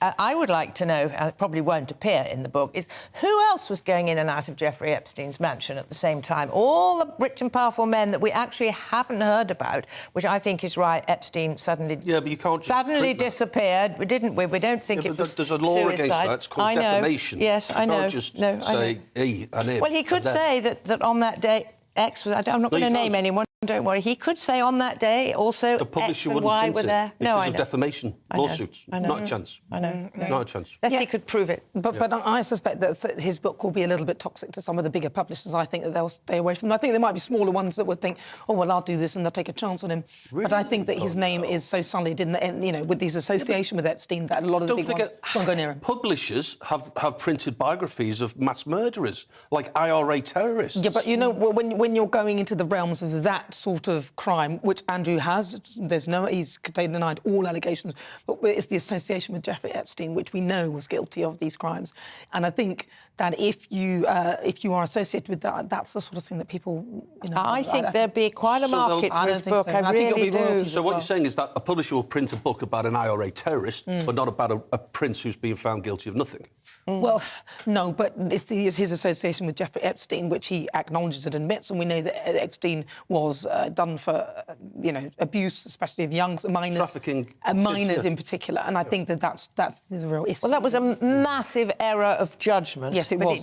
He hasn't ever been convicted of anything wrong or illegal. That's true, but that doesn't make any difference in terms of the eyes of the public. If I was a publisher, I'd print it. Well, you would, wouldn't you? I would. All right, then you do it then. In Daddy's car. Daddy's car. If he produces the book, two of us will be proved right, one of us will be proved wrong, or the other way around. But to be fair, and to be honest, I would actually rather read his book than I would Spare. I couldn't read Spare. I'm not. Exactly. I managed to acquire a copy. I wasn't prepared to pay for it, and I kept falling asleep after the first 10 pages. I only got to the bit where he talked about the baldness on the back of his brother's head and the fact that his brother no longer looks as much like Diana as he used to, and I'm like, oh, God. I can't take this anymore. It was so self-centred. I kept falling asleep. So It was he remembered the baldness over everything. Yeah, he just wanted to take a dig in, and they keep doing it. He was horrible. But even when, Meghan was talking about, I mean, this is not in the book, but when Meghan was talking about that she went over and they're not very huggy, and she talked about Kate, and, then she realised that the coldness was not just on the outside, it was also on the inside. And it was like, oh, my God. I still can't believe everything was a Californian dig. psycho He didn't smack William back. William gave him a dig. This is a former... Was he a Royal Marine or an Anglican or a Welsh regiment? This is a trained killer. I know. William smacks him. He smacks his head on the dog bowl, gets up and doesn't give him a dig back. No, well, no, because... Craven. He's like, I ate the dog bowl, it's terrible. Got a headache for the dog bowl. And then he went to tell us about how he killed 25 Taliban. Yeah. I'm not laughing at killing 25 Taliban, by the way. I'm just laughing at the irony that he's talking about. Anyway, one vote here for Andrew's book. And he's killed a load of people. Well, listen, I'll still buy it. I'll still buy Andrew's book more over his. You would buy Andrew's book? The guy who you believe is guilty by association I don't believe he's guilty by association at all. He's associated with Jeffrey Epstein, but I'm not talking about guilty. I'm just saying that he's associated, and a lot of publishers may well go back. But you would buy that book? More so than Spare. Yeah, also he's been on the planet twice as long, so I have more to tell. Well, exactly, that's part of it. I think he'll have a lot of interesting stories. I think he'd have a lot of interesting stories. But anyway, would you buy the book? I don't know. What do you think? Let us know. gbviews@gbnews.uk or tweet me at GBNews. I'm Nana Akua. This is GB News. We're live on TV, online and on digital radio. After the break, it's time for the Great British Debate this hour. And I'm asking, should MPs be banned from having a second job? Now, former Chancellor Kwasi Kwarteng and former Health Secretary Matt Hancock have been caught in a sting operation after agreeing to take a £10,000 a day work for a fake Korean firm. Well, they haven't actually done anything wrong, by the way. They didn't break any rules, but should they be allowed to earn extra money in that way? Then at 5, it's this week's Outside with my special mystery guest. Now, she is known for wearing coloured suits in Alan Sugar's boardroom, and she used to be a hairdresser. Any more ideas who she might be? Send me your thoughts. Email gbviews@gbnews.uk or tweet me at gbnews. You can also tweet me. I said that, haven't I? There's a poll up right now asking, should MPs be banned from second jobs? Cast your vote now. Back in a moment.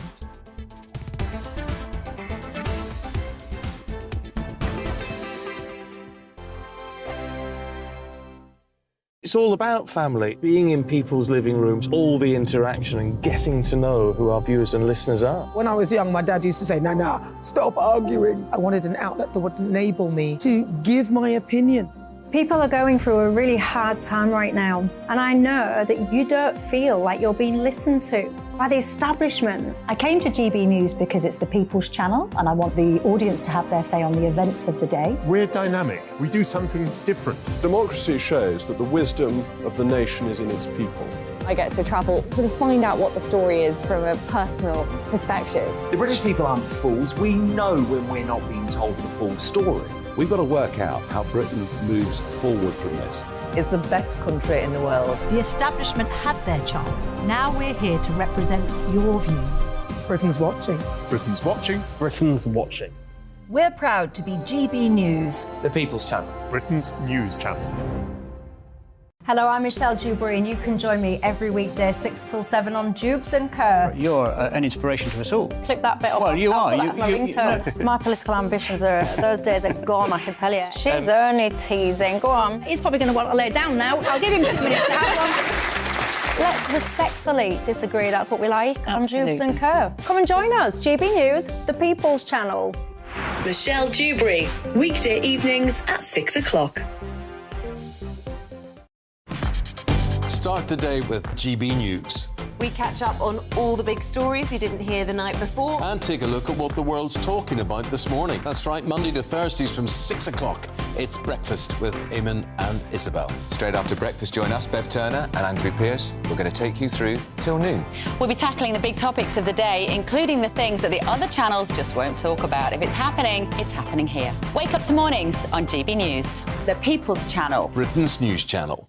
I'm Simon Evans. Join me on GB News for Headliners at 11 p.m. What's the scoop? I'll be joined by two of the country's top comedians. That's right. As we take a look at tomorrow's newspapers tonight. We're going to get into trouble. If it's a big story, we'll be covering it. Spill some tea on him. There we go. But we'll also have some fun. I wouldn't stick up a bank. My father didn't love me. So anyway. Headliners every night from 11 on GB News, the People's Channel, Britain's news channel. We've got a brand new lineup every Saturday night on GB News. From 6 p.m, I'll give you my unique take on the world today. Then at 7, it's me, Calvin Robinson, with my Common Sense Crusade. New to GB News is the Saturday 5. 5 times the opinion. Join us every Saturday from 8 p.m. as we debate the week's stories. With us 4, plus a special guest. And at 9, of course, it's Mark Dolan Tonight. Brand new Saturday nights on GB News, Britain's news channel.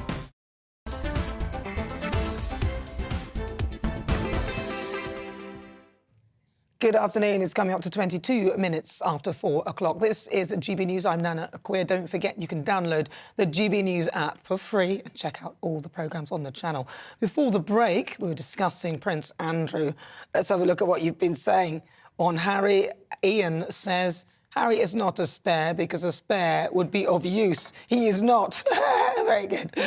Jenny says, I have absolutely no interest in a book about Prince Andrew. No, thank you. Jack says, Andrew and Harry should be ashamed of themselves. They're bringing the royals into disrepute. Catherine says, Andrew has never been found guilty. I have not purchased spare, but I would Andrews.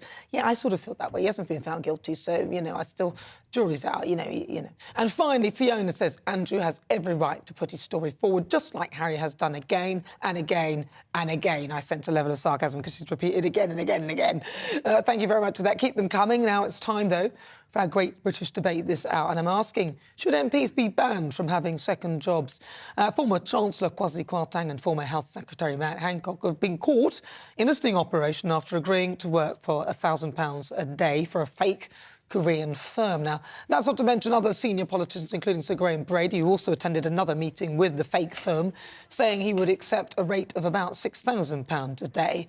Now, proponents would argue that these politicians have complied with all the rules and that they've acknowledged the importance of their work in respective constituencies. And under the current rules, politicians are not ministers, are allowed to take on second jobs.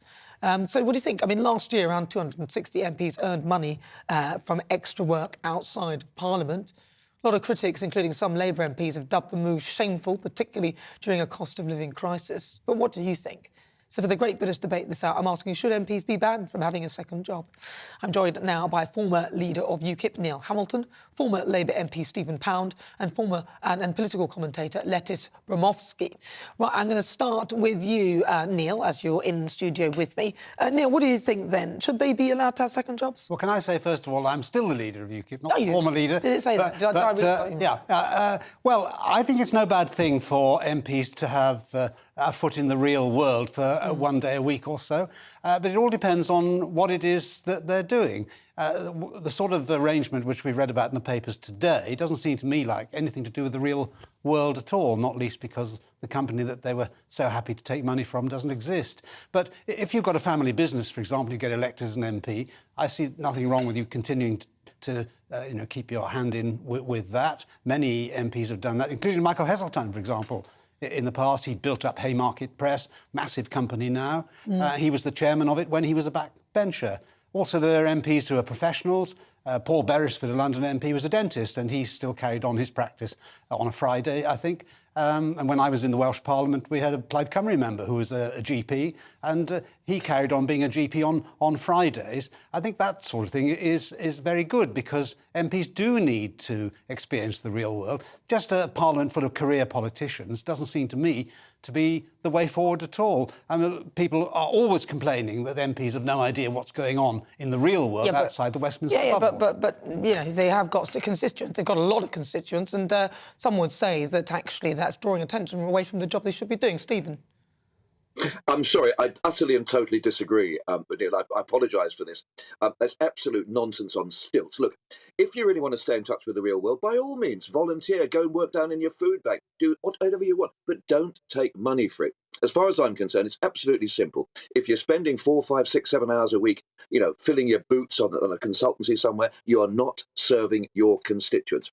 You'd have to be a superhuman to be able to do 2 or 3 jobs at once, and most MPs, in my experience, including myself, are very far from superhuman. So look, by all means, let's get people who've got experience of the real world. I was a hospital porter for years, I was on the buses, I was in the Navy, and then come into Parliament. Once you're in Parliament, you get a damn good wage. It's indoor work, no heavy lifting, and you're there to serve your constituents, not to fill your boots. As far as I'm concerned, if you're a doctor or a dentist like Paul down in Surrey that Neil just mentioned, by all means, keep up to date with your professional qualifications, but don't take money for it. If you're going to take money for outside earnings, then they should deduct that from your salary so that we're all on the same, and then we all have some reality and some not. We don't have this ridiculous business where certain MPs are earning millions a year, particularly in the legal profession. Lettuce, what do you think? I think, well, one of the main points there is that I don't think MPs are even nearly paid enough, Yes, it is sort of higher than the average British wage, but this is simply not an average British job. We're looking to get the top people into these positions, not just your average worker, so they should always be paid more. And frankly, this salary is low, even compared to other public sector jobs, particularly medical consultants or even experienced head teachers are going to be paid more than this. We know from surveys taken in the 2010 intake that a lot of MPs who came in actually had to take a salary cut of around £30,000. And we want a diverse set of MPs from different socioeconomic backgrounds. So if you're the breadwinner of your family coming into this position, you might not be able to take up that position if you are taking a loss of income. And instead, we might only be getting MPs who have inherited wealth or perhaps have that banker background or very high paying background. That's just narrowing the talent pool that we have. Can I say, Stephen, you need to put the light back on. You've gone dark out there. Lettuce, can I just say that Lettuce, I need to come back to you on that then. Okay, so the 84,000 isn't the only amount that they get. So with respect, they also have expenses. Some of them get second home allowances. I mean, the full salary package for some of them is around about 120,000 at least. So bear in mind that 84,000 is probably more like a take-home amount. So I think we need to factor that in. And also there is the privilege of being an MP where you get other benefits in kind, in a sense, although you have to declare them, but you still get other benefits. So actually, I don't think, and I think a lot of people would argue with you that £84,000 isn't a lot of money. Neil, because I saw you nodding. Of course, the jobs. I find myself in the rather unusual position of being the man in the middle here between the two extremes. Certainly 84,000 a year is a very large sum of money to most people. I mean, the average wage in this country is just over 30,000. So, of course, 84,000 is way up at the top end of what people are earning. But I do think that there is much to be said for MPs being able to use some of their time to do other things, so long as they're legitimate businesses, not just PR fronts or lobbying organisations. After all, if you are a small businessman and you go into Parliament, why shouldn't you continue for a few hours a week to have a role in that business? If you're a practising profession, you need to keep up to date. If you're seeing clients, and if you're a lawyer or indeed a doctor for that matter, then you're able to find out what's happening in the real world in a way you can't do just as an MP, maybe even in your surgery. Let's get Stephen in. I do think that I'm not against debating the MP's salary for. No, let's get Stephen in. Neil, Stephen. Listen, the reality about this is, Charles Kennedy once said to me, so the difficult bit about being an MP is that you've got to ride 3 horses at once. You've got your personal, your professional, your constituency work. But then he said, if you can't ride 3 horses at once, you shouldn't be in the circus. But as far as I'm concerned, in all honesty, it is a decent wage. I don't think that we should be encouraging people to come into Parliament, just to better themselves. I think in some ways there's a case to be made for limited terms. If you're going to I did 22 years. That's probably, as long as a person should do. But look, in all honesty, you either serve your constituents or you serve yourself. And when you become a member of Parliament, it is an immense privilege. It's an incredible privilege. It causes huge pain. It puts pressure on your family. And I actually took a pay cut, amazingly, when I became an MP in 1997. But that's not the point. I was there for public service. And if I want to keep in touch with the real world, I live in my constituency. I walk up and down the road there. My kids go to the local school. I am in the real world. I don't need to actually trouser a few grand a year to make myself know what the real world is. I was approached when I was... I could let us the final word here. Let us. You talked about the money and that it wasn't enough and everything else like that. But Stephen makes a very good point, and it shouldn't be about the money anyway, a job like that. I mean, it's like you talked about nurses don't get paid like that. Those are serious jobs. They would be listening to you thinking, what, 84 grand isn't enough? No, well, 100%. And I think that you are right. You know, the primary source of income, your primary job should always be your constituents and representing them. And I think one other main issue is that trust has been so damaged in recent years between politicians and their constituencies that transparency needs to be just 100% on these issues. Otherwise, we're going to run into more issues like Owen Paterson, like Geoffrey Cox, who is abusing the rules and abusing the powers to not be in his constituency. That is your primary responsibility, and anything other than that should be a secondary role. But I do think that there is benefits to committees and informing debates from having other jobs within your constituency and being on the ground there. Financially, for sure. Well, listen, thank you so much for your thoughts. Neil Hamilton, leader of UKIP. Stephen Pound, former Labour MP. Lettice Bromowski, thank you very much for joining me. She's a political commentator. Well, in response to this story, a spokesperson for Matt Hancock said that the accusation appears to be that Matt acted entirely properly and within the rules, which had just been unanimously adopted by Parliament. It's completely untrue to suggest any wrongdoing and therefore absurd to bring Mr Hancock into this story through the illegal publication of a private conversation. All the video shows is Matt acting completely properly. We haven't actually shown the video. Matt acted within the letter and spirit of the rules. And actually, we have said that no rules were broken. It was just questioning whether or not they should even be allowed to be going for interviews for second jobs. You're with me. I'm Nana Akua. This is GB News on TV, online and on digital radio. After the break, we'll continue the Great British Debate this hour. And I'm asking, should MPs be banned from having a second job? You'll hear the thoughts of my panel, broadcaster and author Christine Hamilton, and also broadcaster and journalist Danny Kelly. But first, let's get your latest news headlines.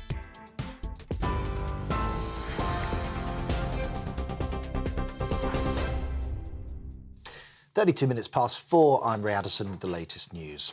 Tensions have heightened between Russia and Ukraine, with Russian state media alleging that a blast in the country's Tula region was caused by a Ukrainian drone packed with explosives.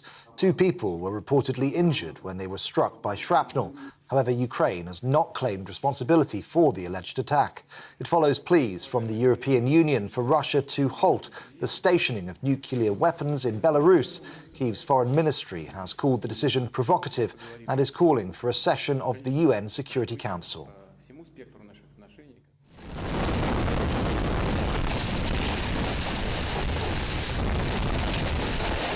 The US president has declared a state of emergency in Mississippi after a tornado killed at least 26 people. CCTV footage shows the storm ripping through the roof of a school, throwing debris down corridors. The twister cut a path of destruction 170 miles long, with around 11,000 people still without power. President Biden has described the images as heartbreaking and offered federal support for the recovery. Offenders who commit antisocial behaviour will be forced to clean up their communities as part of the Prime Minister's new immediate justice scheme. Under the plans set to be announced tomorrow, local authorities will be given fresh powers to quickly and visibly punish criminals. Those who spray graffiti or commit other vandalism will have to make good the damage within 48 hours. Well, as part of the crackdown, the government has also announced a ban on the sale of laughing gas. Levelling Up Secretary Michael Gove told broadcasters that nitrous oxide canisters are helping to fuel antisocial behaviour and turning public spaces into drug-taking arenas. We're on TV, online, DAB+ radio and on TuneIn too. This is GB News. Back now to Nana.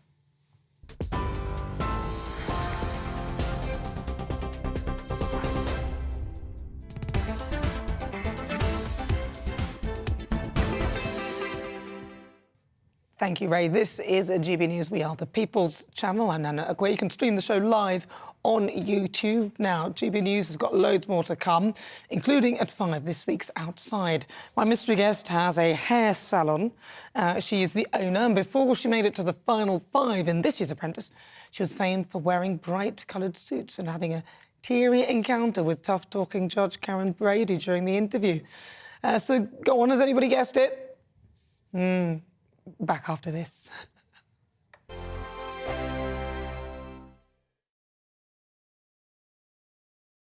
I joined GB News because I was sick and tired of not hearing my views being represented, not just mine, but so many people that I knew and spoke to. I just couldn't get my voice out there. I couldn't say anything. I couldn't do anything. Whatever the narrative was, I kind of had to follow it. GB News is there to provide a voice for those who have been ignored by the establishment media. We think different things, we've got a different style. GB News is here to be optimistic and positive about the future. It's real kind of dynamic and flowing, with the audience very much at the heart of it, like a big family. Here at GB News, we talk about the things that matter to you. Hearing the voices from right across our towns and cities, especially our towns. All sides of the argument represented with a heavy dose of opinion. We're on a mission here to make a difference. And the GB News family really is here for you, and whatever time of day you can watch or listen. Britain's watching. Britain's watching. We're proud to be GB News. The People's Channel. Britain's news channel. Westminster is going around in ever-decreasing circles, followed by the media. Britain is broken. How on earth did we get into this mess? But more importantly, how do we get out of it?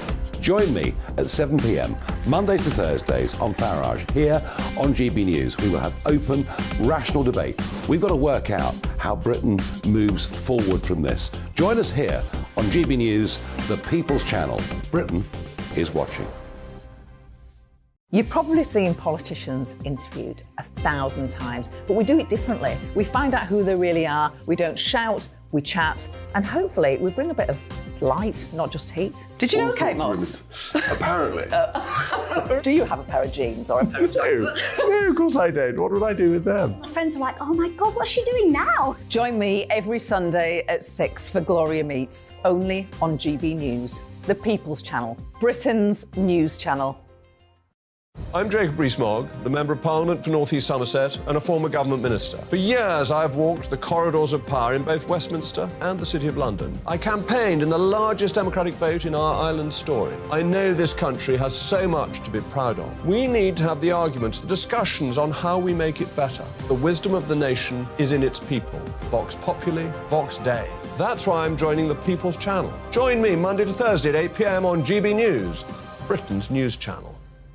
I'm Mark White. As GB News Home and Security Editor, I cover those key issues that are so important to you. Our authorities, our communities doing all they can to combat violent crime. With the public services under unbearable strain, why are we still failing to control our borders? Defence, the first priority of any government, has been continually hollowed out. Can we trust our politicians to protect the armed forces? Join me, Mark White, on GB News.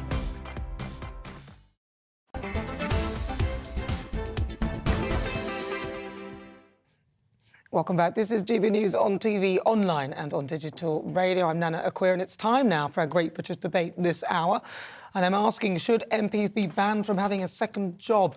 Former Chancellor Kwasi Kwarteng and former Health Secretary Matt Hancock have been caught in a sting operation after agreeing to work for £10,000 a day for a fake Korean firm. Now, proponents would argue that these politicians have complied with all the rules and acknowledged the importance of their work in their respective constituencies. And under the current rules, politicians who are not ministers, are allowed to take on second jobs. Last year, around about 260 MPs earned money from extra work outside of Parliament. Critics have described the move as shameful, particularly during a cost of living crisis, although I think, what's that got to do with it?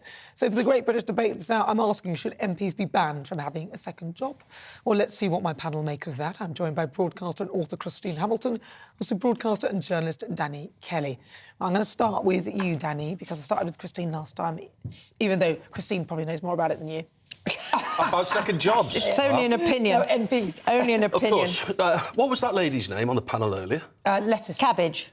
As in salad? No, lettuce, yes. Lettuce as in yes. iceberg. Don't OK, I agree. No, You said cabbage. Lettuce is a name. It's an old-fashioned name. You don't hear it very often. You can't climb out of that when you said cabbage. It's true.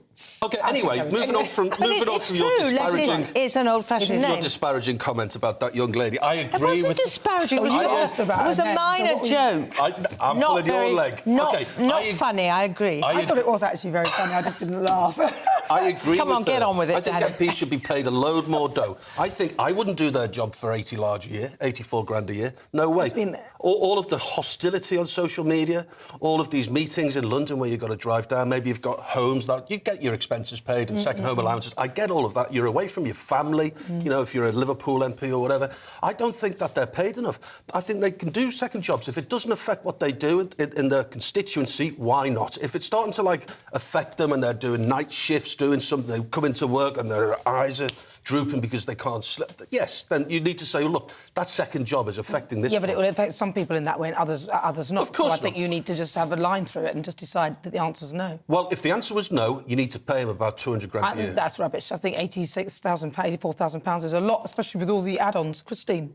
Well, if you look at, when I say half the House of Commons, I'm just taking that at random. As you look at half the House of Commons, and frankly, they are not worth 80,000 a year. They are just simply not. There are people who could do the job a damn sight better. Look at the other half, and they are worth more than 80,000. So the question is, how do you find a salary that doesn't overpay people who frankly could not get that outside and doesn't underpay people who could earn 3, 4, 5 times that amount. So it's very, very difficult to pitch it. They do have generous allowances. I mean, MPs get about 180,000, I think it is, to employ staff, which is fine as long as they employ the staff to do useful work for the constituents. But as for second jobs, I mean, as my other half said just now, it does depend what the job is. This extraordinary sting from South Korea, I mean, how they couldn't... It's easy with hindsight, I wasn't there, but how they didn't realise. I mean, and for them, so coolly, the minute Matt Hancock was asked, what would your daily rate be, he said £10,000. You think, what? Well, £10,000 a day? But, you know, look, I don't really begrudge them for trying to get as much money as they can for a second thing. Because, you know, that's the deal. If someone says, how much do you want? Then you're going to say more than you'd normally expect to try. And you just do that. I think that's a natural thing. If someone said to me, how much... But that's a pretty whopping amount. It shows his degree of self-worth. But yeah, exactly. I mean... But if somebody said to me, how much do you want a day? I would think about what I would normally pay and then try and double it or maybe even triple it to see if they say yes. I mean, they might say yes. But the point of it is he hasn't actually done anything wrong, but should they even be allowed to go to that point? I don't see why they should. Well, may I make a case for why they should? Because potentially they may only have 5 years of employment. So? May I? Let me finish my case and then you can come back at me. So 5 years at £84,000 a year. Yeah, it's good. It's good. So what they... OK, so and what... if they do the job well, they'll have longer. Well, it depends what their seat is. Yeah. Well, yes and no. Some people you can work your socks off, and if your seat is a marginal seat, you're out with the tide. And honestly, after 5 years, what do you do? You don't get any parachute payments like a Premier League club does when they get down to the Championship. You get a resettlement, but it's not huge. Listen, I'm just going to stop with that point alone because I know you're going to do a list, so I might forget it. But look, if I spend 5 years in any job, that is a good thing that I've even spent 5 years. And if I can get a guarantee that a job will give me 5 years, I look on that differently as, wow, aren't I lucky? So they are blessed. Hang on, they are blessed to know that they've got at least 5 years. A lot of other people who work in normal day jobs don't have that guarantee that they'll be in that post for 5 years. You're comparing apples with oranges because no, I'm not comparing apples with oranges. Because you're talking about being a TV presenter, and that is always no, it's not, because sometimes we get full-time jobs in TV. So I don't know where you've been, but the point is that if you're given 5 years of any job, then that is a good guarantee. Most jobs couldn't guarantee you that. That's the point, not what job you're doing. What job? Give me another job that guarantees you that you'll at least be 5 years in that employment. Working at the BBC as a staffer. There's 22,000 of them. All right, let's... OK, I'm going to give you another one. Yeah, go on, a doctor, a nurse. Anyone who works for a public organisation. But that specific job, though, in that specific role. Yeah, Gary Lineker. Yeah, well, you know, he was... So there you go. So give me any more. There aren't that many jobs where you're guaranteed at least that you can stay solidly there for 5 years. It's a question of degree, isn't it? I mean, for example, if somebody, Neil quoted again, is a dentist, what is wrong with them spending... And also, Stephen Pound said they should be spending 100% of their time. Nobody has to spend 100% of their time doing their job. They're asleep for quite a lot of the time. They're allowed to have free time. They're allowed to have their own time. So they can use some of their, what otherwise they might be doing, going out clubbing or whatever. Nana, may I ask you a point? OK, just to going back to my examples of more stable employment. What job can you imagine you being gotten rid of after 5 years? Because surely if you're going to get the boot after 5 years, it's because you're underperforming. I used to be a chef. Chefs, that's a transient... Stop looking at my stomach. They got rid of you because you ate everything. Stop it. Stop it. Being a chef is a transient... Get rid of him. Where's the food gone? Being a chef is a... OK, basically, you don't get sacked from being a chef unless you start pilfering. So you leave of your own accord. Now, that's different to your 5-year question. Yeah, but you know, look, you know, there could be many reasons why if you do something bad, you'll be removed from a job. If you do something bad as an MP, you could be removed from a job. The fact is that you're seeing 5 years, knowing you've got 5 years on a job as a negative thing, and I'm seeing it as a positive. Most people don't get that knowledge. So these guys have got a guaranteed 5 years in the job at that salary. And they've lost... That's not bad. And the benefits that come with it. And they've lost the opportunity to do something else which would have continued after 5 years. Whatever job, you don't know that, though. You don't know that. Whatever job you do, you could lose the ability to do that thing in 5 years. Be thankful that you've got 5 years guaranteed. Well, I don't know how long he's been in, but Matt Hancock has only got from now until the next election, because he's out on his ear. So, in a way, you might say, of course, he's going to be lining his pockets, doing the jungle, etc., etc. The idea that Kwasi Kwarteng, who was briefly our Chancellor, was quite so quick to accept 10,000 a day. Well, what's the Chancellor's thing got to do with it, though? Well, I just would have expected that he... I don't know. I just was rather... I wasn't shocked when I saw Matt Hancock in that lineup. I thought, crikey, Kwasi Kwarteng. But, you know, it's terribly easy. These sting operations, they go on all the time. We were subject to a sting operation once. I got a letter, or Neil got a letter in the post which said, "Dear Mr Hamilton, we're terribly sorry, but the thing you ordered, we haven't been able to deliver, so here's a cheque for £65. Now, Neil could easily have thought that I'd ordered something, busy like. He could have just banked it. I could have got the letter and said, oh, I thought something Neil ordered. We didn't. I said, I don't know what this is about. There's some mistake. I wrote back to them long before email. I wrote back, returned the cheque, and I said, there's been some mistake. Well done. Now, yeah, but I've subsequently discovered they'd written to a whole load of people, and other people were all over the newspapers. Who was it? Who was what? Who was behind the sting? Oh, a journalist, of course. It's like finding a wallet on the road, isn't it? They wanted to find out who was the most trustworthy. Was it MPs? Yeah. I think they did estate agents, and they did some other category. And amazingly, the MPs came out as the most honest. But you could easily have made a very if they weren't allowed simple mistake. Because they probably thought, well, this could be a trap, and they were thinking that way. I think the MPs really should be focused on actually the job. I don't think that there should be, oh, well, I could do another job here and I can make a bit more money there. I want to capitalise on being an MP. I don't agree with Lettuce when she said that, you know, you get the best people if you pay the best money. I think that's not true. It's very difficult to get it right. It's not really about money. If you want to do something, you're passionate about it. A lot of people would probably do passionate things without being paid, and that, I think, is the reality. But this show is nothing without you and your views. Let's welcome our great British voices, their opportunity to be on the show and tell us what they think about the topics we're discussing. I haven't seen Dan Bryan for a while. Should we go to Beverley in East Yorkshire? Where's that? Yorkshire? Yeah. I know Beverley. Yeah. Hello, Dan. I was at uni up there. Is he not wearing a hat? We'll find out. Is he wearing a hat? Dan. Oh, he's vanished. Oh, there he is. just put that Grabbed it. He's wearing a hat. He's wearing a hat. Dan, what do you think then? Should politicians be allowed to have a second job? Yes, in a word. Yes, but I agree with Christine, and I want to add that it's two sides of the same coin. You have those MPs who are diligent and they enjoy doing their job and they are, you know, trustworthy and they want to make things better. And I think it's important if they're able to have another job, they've got one foot in the real world. But then you've got the other type of MPs who are corrupt and are in it for themselves and for personal gain. And they are the ones that show themselves up, like accepting a job for £10,000 a day, or, you know, finding themselves on lots of boards of huge companies that they own shares in right before the shares increase in value, you know, because they've got inside information.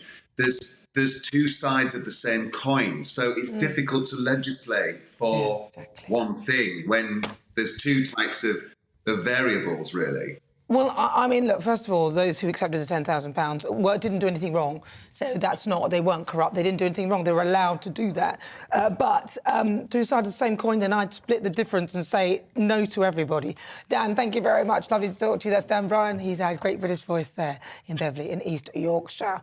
Right, well, some of you have sent some messages, and I thought this one was quite an interesting one, actually. But I can't get up on my computer because I can't remember my password. It's I love Danny. Oh, yeah, that works, actually. Yeah, it does. It isn't that.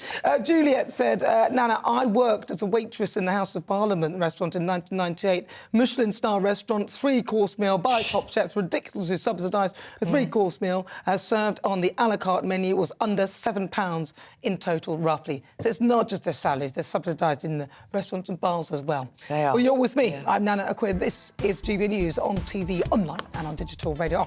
After the break, it's World View. I'll be joined by political commentator Danny Armstrong and host of the Politics People podcast, Paul Dudridge, to discuss the top stories from around the globe. We'll be talking about former President Donald Trump. He held his first rally ahead of his 2024 election in Texas. That is on the way.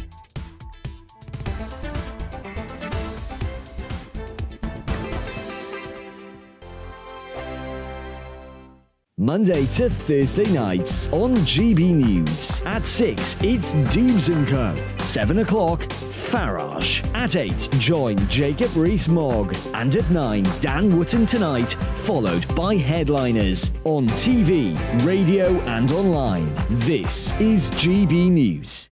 First and foremost, I am a GB News fan, and I was before I was working here. Just love the fact that we're asking the questions that a lot of establishment media won't ask. With a bit of a twist, we not only want to inform you, but we want to keep you entertained. It's worth the drive because you get in and the team's all ready and waiting, they're itching to go, and it's a proper little family. GB News is the People's Channel. It's the audience that makes the programme sing. We're giving our viewers and our listeners a voice. I see the thousands of your letters, tweets, emails, you name it, coming in. Britain is broken. How on earth did we get into this mess? But more importantly, how do we get out of it? The establishment had their chance. Now we're here to represent you. It's time for something different. It's time for GB News. I'm very patriotic. I believe in Britain. Our best days lie ahead. Britain's watching. Britain's watching. Join us here on GB News. The People's Channel. Britain's news channel. Join me, Patrick Christie's, Monday to Friday, 3 till 6. We tackle the day's news agenda like you've never seen before. It's high tempo, high octane, the most controversial topics, and the best guests. You will not be able to take your eyes and ears off it. I'm not afraid to ask the questions that you really want answered. 3 till 6 p.m, Monday to Friday on GB News, the People's Channel, Britain's news channel. GB News has its own late-night paper preview show, Headliners, where comedians take you through the next day's top news stories. You don't have to bother reading the newspaper, we've got it covered for you. Headliners, every night at 11 p.m, and repeated every morning at 5 a.m. We won't send you to sleep like some of the other paper review shows out there. GB News, the People's Channel, Britain's news channel. Join me, Camilla Tominey, on Sunday mornings from 9:30, taking the politicians to task and breaking out of SW1 to see how their decisions are affecting you across the UK. Bursting the Westminster bubble every Sunday morning, only on GB News, the People's Channel. Britain's watching. I'm Michael Portillo. Join me on GB News on a Sunday morning for topical discussion, debate, arts and culture, and sometimes even some ethical dilemmas. I don't always agree with you, Michael. Michael Portillo, Sundays on GB News, the People's Channel, Britain's news channel. I'm Andrew Doyle. Join me at 7 o'clock every Sunday night for Free Speech Nation, the show where I tackle the week's biggest stories in politics and current affairs with the help of my 2 comedian panellists and a variety of special guests. Free Speech Nation, Sunday nights from 7 on GB News, the People's Channel, Britain's news channel.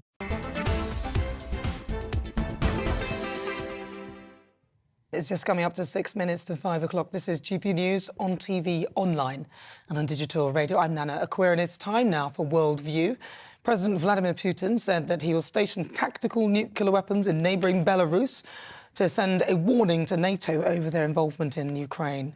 Now, this comes after he accused the West of sending weapons with nuclear components to Ukraine. Well, joining me to discuss in the studio here is Russian and political commentator Danny Armstrong. You're not Russian, are you? I'm not. I can be for the right amount. You thought you were sitting on an ejector seat. A lot of people have thought that. Well, Hopefully yeah. Putin's not watching. I hope so. I really hope so. So what's going on then? What's happening with this? Because it seems a bit of a scary thing now. Is this a scareboat tactic to worry the West and NATO and the people in Ukraine? Well, he's certainly sending a message to the West. That's what Putin actually said. He needs to send a message to the collective West. This was after the UK said it would provide depleted uranium munitions to Ukraine. Now, the thing about those kind of weapons, they're not capable of causing a nuclear reaction, but what they can do is they can pierce armour. They're basically made to combat tanks. Russia, Sergei Lavrov was one, the foreign minister, said this is a step towards an acceleration of escalation. So it's seen in Russia as a step towards arming Ukraine with nuclear warheads. Now, Putin said that this would precipitate a reaction from Russia, and that action came when he said he would be building a nuclear facility for the storage of nuclear weapons in Belarus. He says it's upon the request of Belarusian President Alexander Lukashenko, who is a very close ally of President Putin. Belarus and Russia have always had a close working relationship. They're seen as one entity, rather much like the US and NATO. This will be from July the 1st. They will finish the special storage system. It is sending that strong message to the collective West that if you do meddle in Ukraine and if it's anything or anywhere near nuclear weapons, Russia will react. It's not going to break any non-proliferation promises. That stops the spread of weapons of mass destruction and nuclear weapons, but it is, of course, one of those things where it's a kind of tit for tat. But the West has done something, now Russia has reacted, and this is the message that he's sending to the West. It's a bit worrying. And then Putin met with Xi Jinping. I hope I've said that right. Xi Jinping. Xi Jinping. Xi Jinping. Almost. Xi Jinping. Yeah, well, it's not a Russian name, so I struggle with it as well. But Xi Jinping did meet with Putin in Moscow. It was a meeting of two superpowers, two of the main sort of allies throughout this special military operation, as it's called in Russia, this war and this invasion. Jinping called Putin a dear friend. This was something that was felt rather deeply in America, especially those who are sceptical of providing aid to Ukraine. They said that basically these are the two united powers and that America's losing a lot of ground on the geopolitical stage. But yeah, there was a big meeting with Jinping and Putin. Rather significant. Well, listen, thank you very much, Danny. Danny Armstrong, he's a Russian commentator. Right, let's travel over to America. Let's have a chat with the host of the Politics People podcast. You try saying that. Yeah, it's quite tricky. Paul Dudgeridge. Paul, talk to me. What's going on there? You got, there's a Trump rally, I hear. Trump started his first big rallies of the 2024 season yesterday in Waco, Texas, and it's drawing a lot of criticism because they think it's insensitive. A lot of his critics think it's insensitive because it is 30 years, pretty much to the day, that the Waco siege with the Branch Davidians took place. So some people are trying to attach Trump to some symbolism of this anti-government siege 30 years ago. But it's actually much more mundane than that. In a year's time, there's going to be the first caucuses in Texas. This is Waco, Texas, and then the primary in March. So he's getting in early. He's had since he declared in November, he's had some rallies, but they've been very, very small. This was the first big open-air event, more traditional that we got used to with his previous campaigns. So, Waco kicked off yesterday. Thousands, people queued for 4 hours to get in. There was a typical massive Trump rally, and Trump arriving on Trump Force One, which is what he's now renamed his plane, the new upholstery, the new livery. Trump Force One arrived, and there wasn't a dry eye in the house. No, it was a very good performance. I have to say, I am biased, obviously, but he was back on form, I have to say, because we've met a couple of times on this and talked about him, and he seemed a bit tired, but he was on cracking form yesterday, I have to say, and any doubts about Russia can be assuaged now because he has said that he thinks Russia's going to win. Well, and very briefly, he says, I am the most innocent American man. You've got about 20 seconds. What was that about? Well, he's actually got some proof of this. He probably is the most innocent American man, because if after 40 years the American institutions and criminal justice systems can't lay a glove on him, he probably is more innocent than the rest of us, who honestly can put up with that kind of scrutiny and not end up in jail. And can you give us a quick update on the storm as well? We haven't got long because we've got to cut to the news. But Yeah, tragedy in Mississippi, 25 dead, a terrible storm. Biden has declared an emergency. There's been 25 dead in Mississippi, sadly one in neighbouring Alabama. There was a tornado on the ground for 1 hour, a whole hour of a tornado tearing through this community. It's devastating, and our thoughts can only be with the families. 25 dead, terrible. At least there's been an emergency declared. Federal aid is winging its way immediately down to that region. But, you have vans. There's one terrible story about a van being dropped on a house. I mean, this is the kind of power in these storms that we're just not used to in the UK. But yes, here, frightfully too common. well, listen, Paul, thank you so much. This is GB News. More to come in the next hour.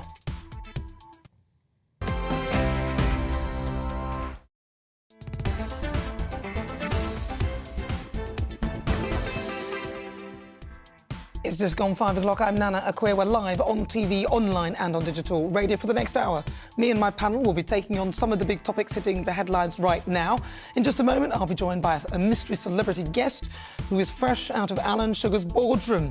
Stay tuned. And for the Great British Debate this hour, I'm asking, should Ofsted give more schools more notice before inspections? But first, let's get your latest news headlines.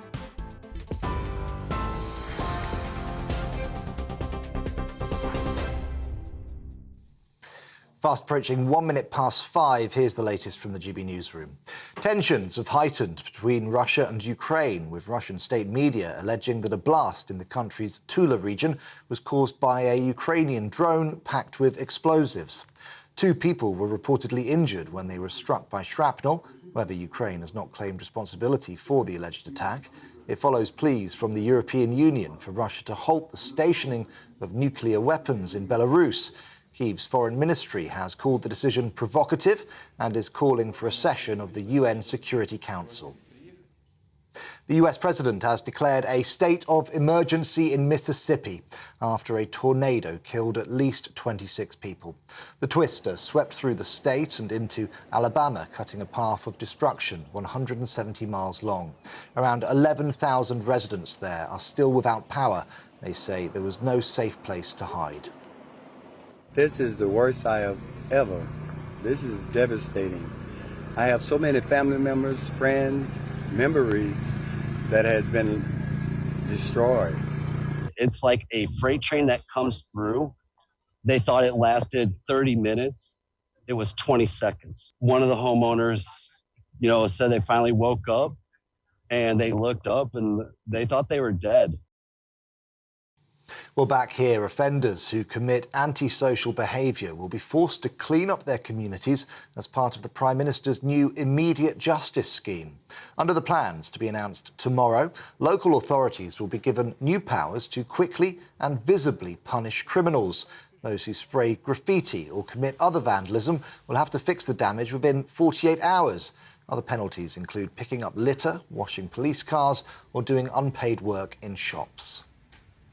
Well, as part of the crackdown, the government has also announced a ban on the sale of laughing gas. Levelling Up Secretary Michael Gove told broadcasters nitrous oxide canisters are helping to fuel antisocial behaviour and turning public spaces into drug-taking arenas.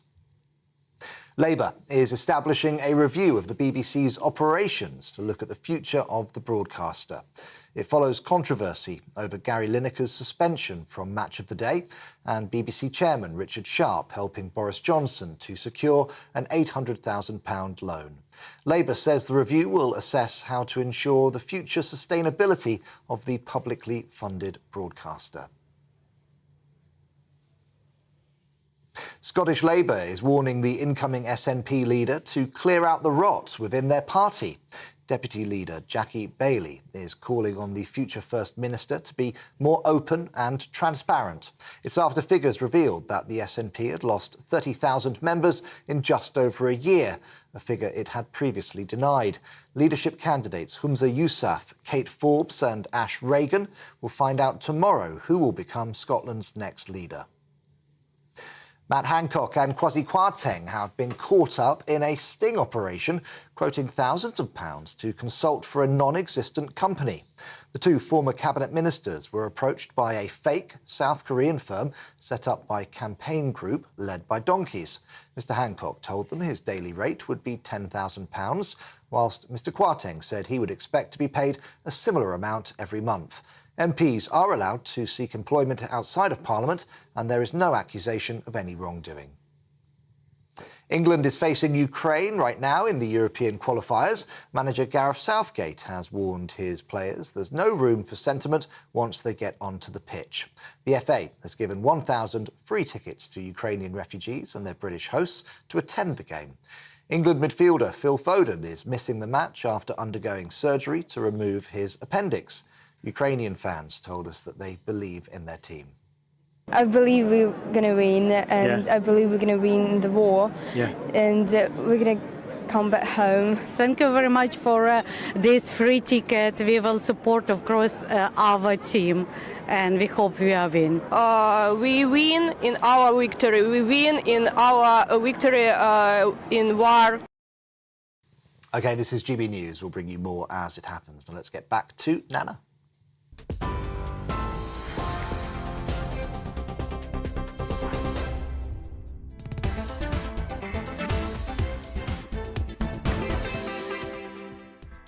Good afternoon. It's fast approaching 6 minutes after 5 o'clock. This is GB News on TV, online and on digital radio. I'm Nana Akua. And for the next hour, me and my panel will be taking on some of the big topics hitting the headlines right now. This show is all about opinion. It's mine, it's theirs, and of course it's yours. We'll be debating, discussing. At times we will disagree, but no one will be cancelled. Joining me today is broadcaster and author Christine Hamilton, and also broadcaster and journalist Danny Kelly. Still to come each Sunday at 5. I'm joined by a celebrity, a former MP, or someone who's had an extremely interesting career, and take a look at life after the job. We talk highs, lows and lessons learned and what comes next on The Outside. And today, I'll be joined by a very special guest. Now, she made the final 5 in the latest season of The Apprentice, wearing bold, bright colours. Now, her business plan was to supply hair extensions, which, as you know, I love. I wear my wigs all the time. You don't know what I look like without this, to salons around the country. She was also tipped to be on Love Island. So my mystery guest will be here in a moment. Can you think who she is? And then for the Great British Debate this hour, I'm asking, should all Ofsted inspections have no warning? Now, currently schools can be inspected within a day's notice, and in some cases just 15 minutes beforehand. And earlier this year, a primary school head teacher took her own life after Ofsted downgraded her school, calling into question whether the entire system needs an overhaul. Send me your thoughts. Email gbnews@gbnews.uk or tweet me at gbnews.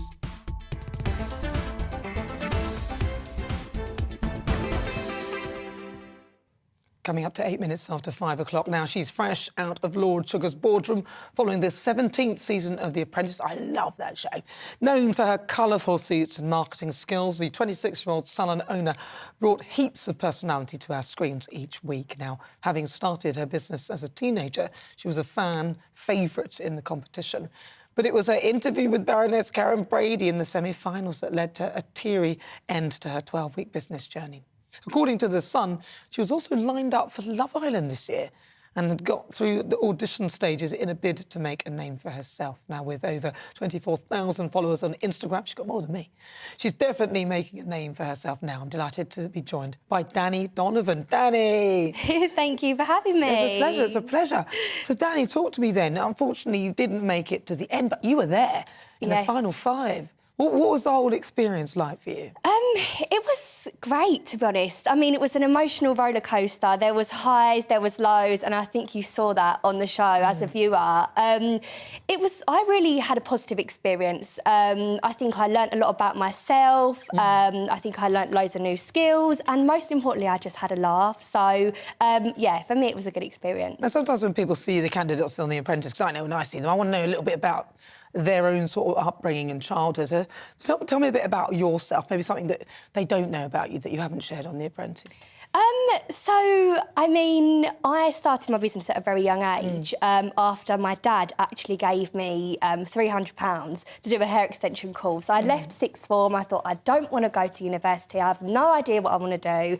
And I thought, my mum always said to me, no, don't do hair, don't do beauty. And I thought, no, I just want to do it. I did a course and I actually started doing it from my mum's shed, which was actually also my bedroom at the time. Really? And I used to literally, it's like a cabin thing. That was nice. And I literally used to roll from my bed to my dressing table, which I turned into like basically a little salon. And it just went from strength to strength. And then when I was 19, I actually had the opportunity to take on a premises. And I think at the time I just thought, do you know what? I've got nothing to lose here. I'm going to go for it. I've got no real responsibilities. If it all goes like badly, then I'm not going to lose anything. And I just went for it, and it's just gone from strength to strength since. Really? So then, if it's such a successful business, why bother with The Apprentice? I mean, you don't need it. So I think what it was, the business that I actually proposed was the buying and selling of hair. And this is something that I was kind of new to. It's something I wanted to go into, but it requires a lot of cash flow. It requires a lot of initial investment to actually buy and keep the hair in stock. And obviously, manufacturing is not something that I'm an actual expert in. And I thought Lord Sugar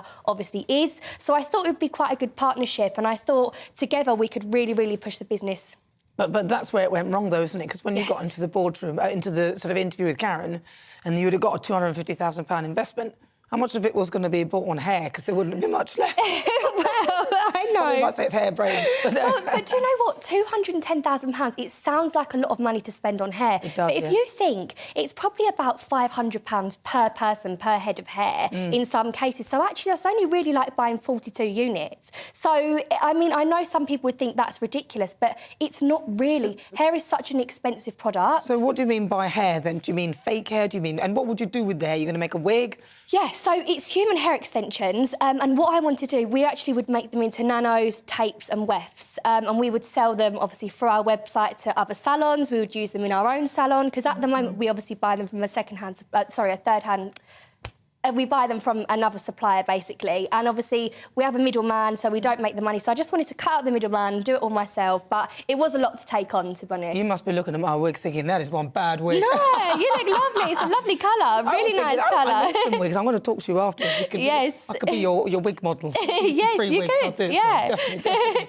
So you went... Did you manage to... Were you in the boardroom much, though? Because you struck me as you did pretty well. Yeah, do you know what? Well. I surprised myself, to be honest. And I think one thing I did do was stay true to myself. And I think that's why I didn't end up in the boardroom too much, because I feel like when you do things that you do it with intention and you do it kind of because you genuinely believe in it, it's a lot easier to back yourself. And I think you don't really come unstuck as much. But I think I was in the boardroom, the bottom three, maybe twice or three times, but a lot more towards the end, not really at the start. Yeah, but it gets a lot harder towards the end. It does. What did you think was the hardest thing? I'll tell you what I think when I watch. I think, why don't they just act as a team? Just win first and then you don't go in the boardroom. But there seems to be this scrabbling and scrapping all the time. And I think it's a lot of people trying to kind of...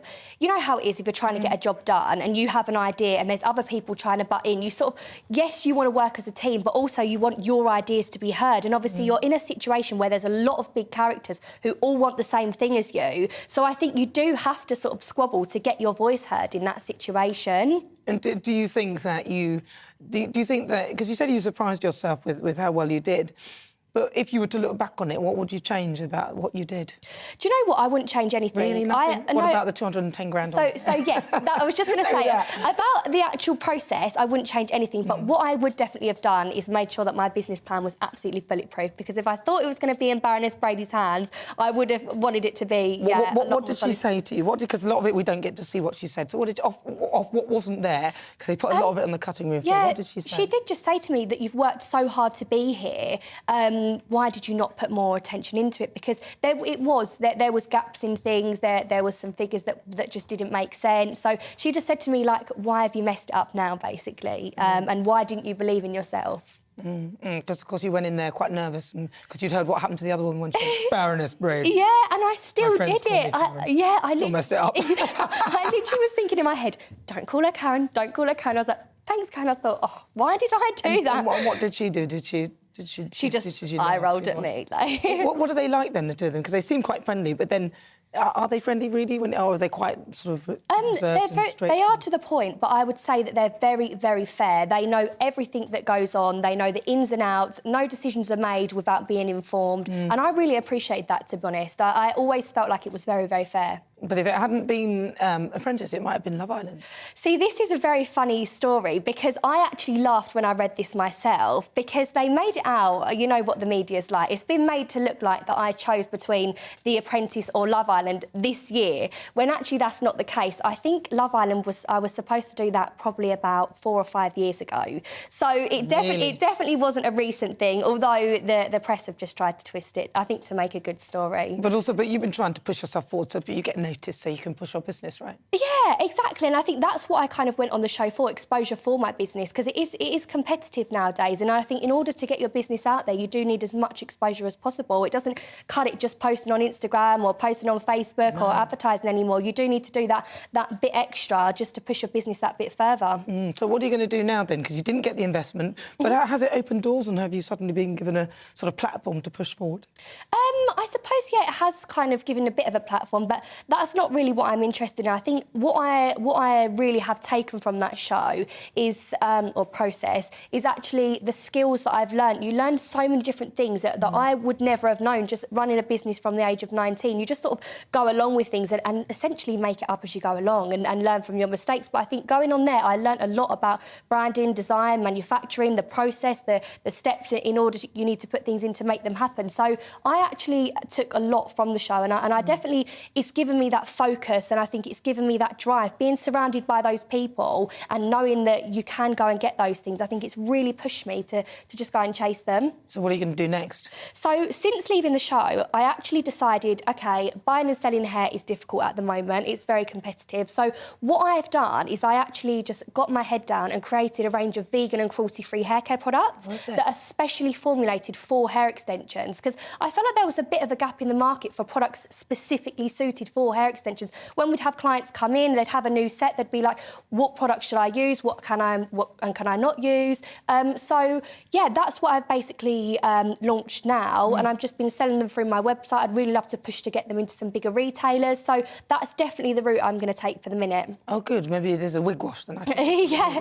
Been washed for months. No, I'm joking. I wash them and then they go puffy in there. Yeah, exactly. There's no point. No, that's a good idea, actually. Thank I wish you. you all the best with that, and I'm glad that you came away from the process doing something positive. Yes. OK, well, talk to me then. Where can people get hold of these things? Things you hear, you must. Yes, so I sell these on my website. It's mermaid-hair.co.uk. So all of them are available on there. I also do have a shop in Sawbridgeworth, in Hertfordshire, where people can come down and buy them as just like a walk-in retail.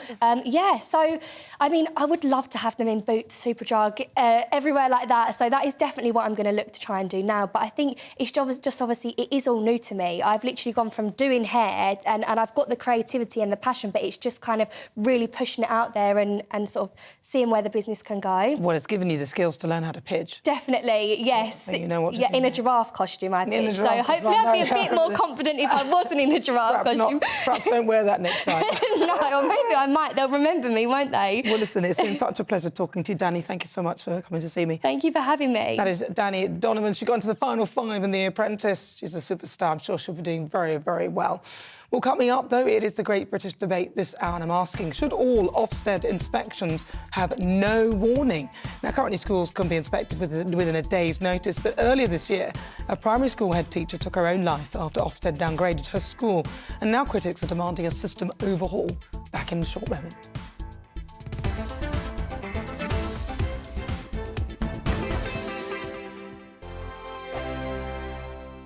It's all about family, being in people's living rooms, all the interaction and getting to know who our viewers and listeners are. When I was young, my dad used to say, Nana, stop arguing. I wanted an outlet that would enable me to give my opinion. People are going through a really hard time right now, and I know that you don't feel like you're being listened to by the establishment. I came to GB News because it's the people's channel, and I want the audience to have their say on the events of the day. We're dynamic. We do something different. Democracy shows that the wisdom of the nation is in its people. I get to travel to find out what the story is from a personal perspective. The British people aren't fools. We know when we're not being told the full story. We've got to work out how Britain moves forward from this. Is the best country in the world. The establishment had their chance. Now we're here to represent your views. Britain's watching. Britain's watching. Britain's watching. We're proud to be GB News, The People's Channel. Britain's news channel. Hello, I'm Michelle Dewberry, and you can join me every weekday 6 till 7 on Dubes and Co. You're an inspiration to us all. Clip that bit up. Well, you are. That's my ringtone. My political ambitions those days are gone, I can tell you. She's only teasing. Go on. He's probably going to want to lay down now. I'll give him 2 minutes to have one. Let's respectfully disagree. That's what we like on Dubes and Co. Come and join us. GB News, the People's Channel. Michelle Dewberry, weekday evenings at 6 o'clock. Start the day with GB News. We catch up on all the big stories you didn't hear the night before. And take a look at what the world's talking about this morning. That's right, Monday to Thursdays from 6 o'clock. It's Breakfast with Eamon and Isabel. Straight after breakfast, join us, Bev Turner and Andrew Pearce. We're going to take you through till noon. We'll be tackling the big topics of the day, including the things that the other channels just won't talk about. If it's happening here. Wake up to mornings on GB News, the People's Channel. Britain's news channel. I'm Simon Evans. Join me on GB News for Headliners at 11 p.m. What's the scoop? I'll be joined by 2 of the country's top comedians. That's right. As we take a look at tomorrow's newspapers tonight. We're going to get into trouble. If it's a big story, we'll be covering it. Spill some tea on him. There we go. But we'll also have some fun. I wouldn't stick up a bank. My father didn't love me. So anyway, Headliners every night from 11 on GB News, the People's Channel, Britain's news channel. We've got a brand new lineup every Saturday night on GB News. From 6 p.m, I'll give you my unique take on the world today. Then at 7, it's me, Calvin Robinson, with my Common Sense Crusade. New to GB News is the Saturday 5. 5 times the opinion. Join us every Saturday from 8 p.m. as we debate the week's stories. With us 4, plus a special guest. And at 9, of course, it's Mark Dolan Tonight. Brand new Saturday nights on GB News, Britain's news channel.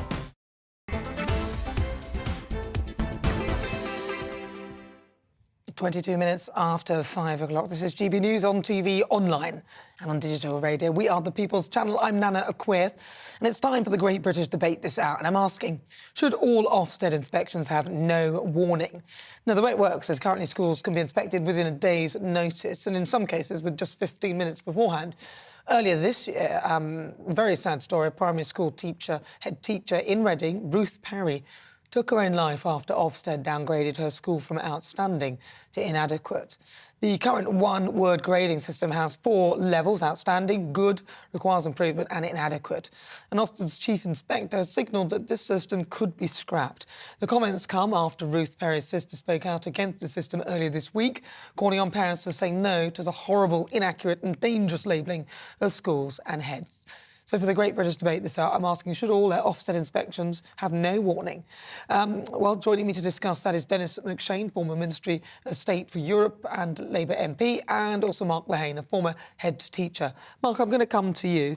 I just want to get a sort of handle on the Ofsted side of things, because I know, obviously, you've worked in schools, you've taught in schools.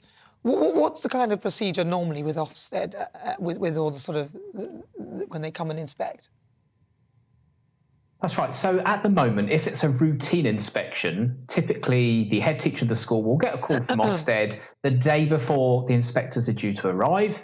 Normally it's in the morning of that day before they arrive, and the inspectors would talk the head teacher and their senior team through what they're hoping to look at, what they're expecting to want to get on with when they arrive. Now, Ofsted can, if, as you said, come in without any notice, just rock up one morning as school is about to start. If they've got particular concerns, if they think there's a particular safety or safeguarding issue, then obviously they might need to turn up without giving people warning so they can look at what's going on there. Now, when I started teaching 20 years ago, it was completely different. You used to get 3 months' notice before a routine inspection. Now, lots of people said that actually that added more pressure to people because you spent the whole of that 3 months run-up worrying about what Ofsted were going to say and preparing for it. So there were good reasons why people moved to a 24-hour notice inspection regime. No system is perfect, though. No system is perfect. I think whether you had more notice or no notice, people will still worry about it.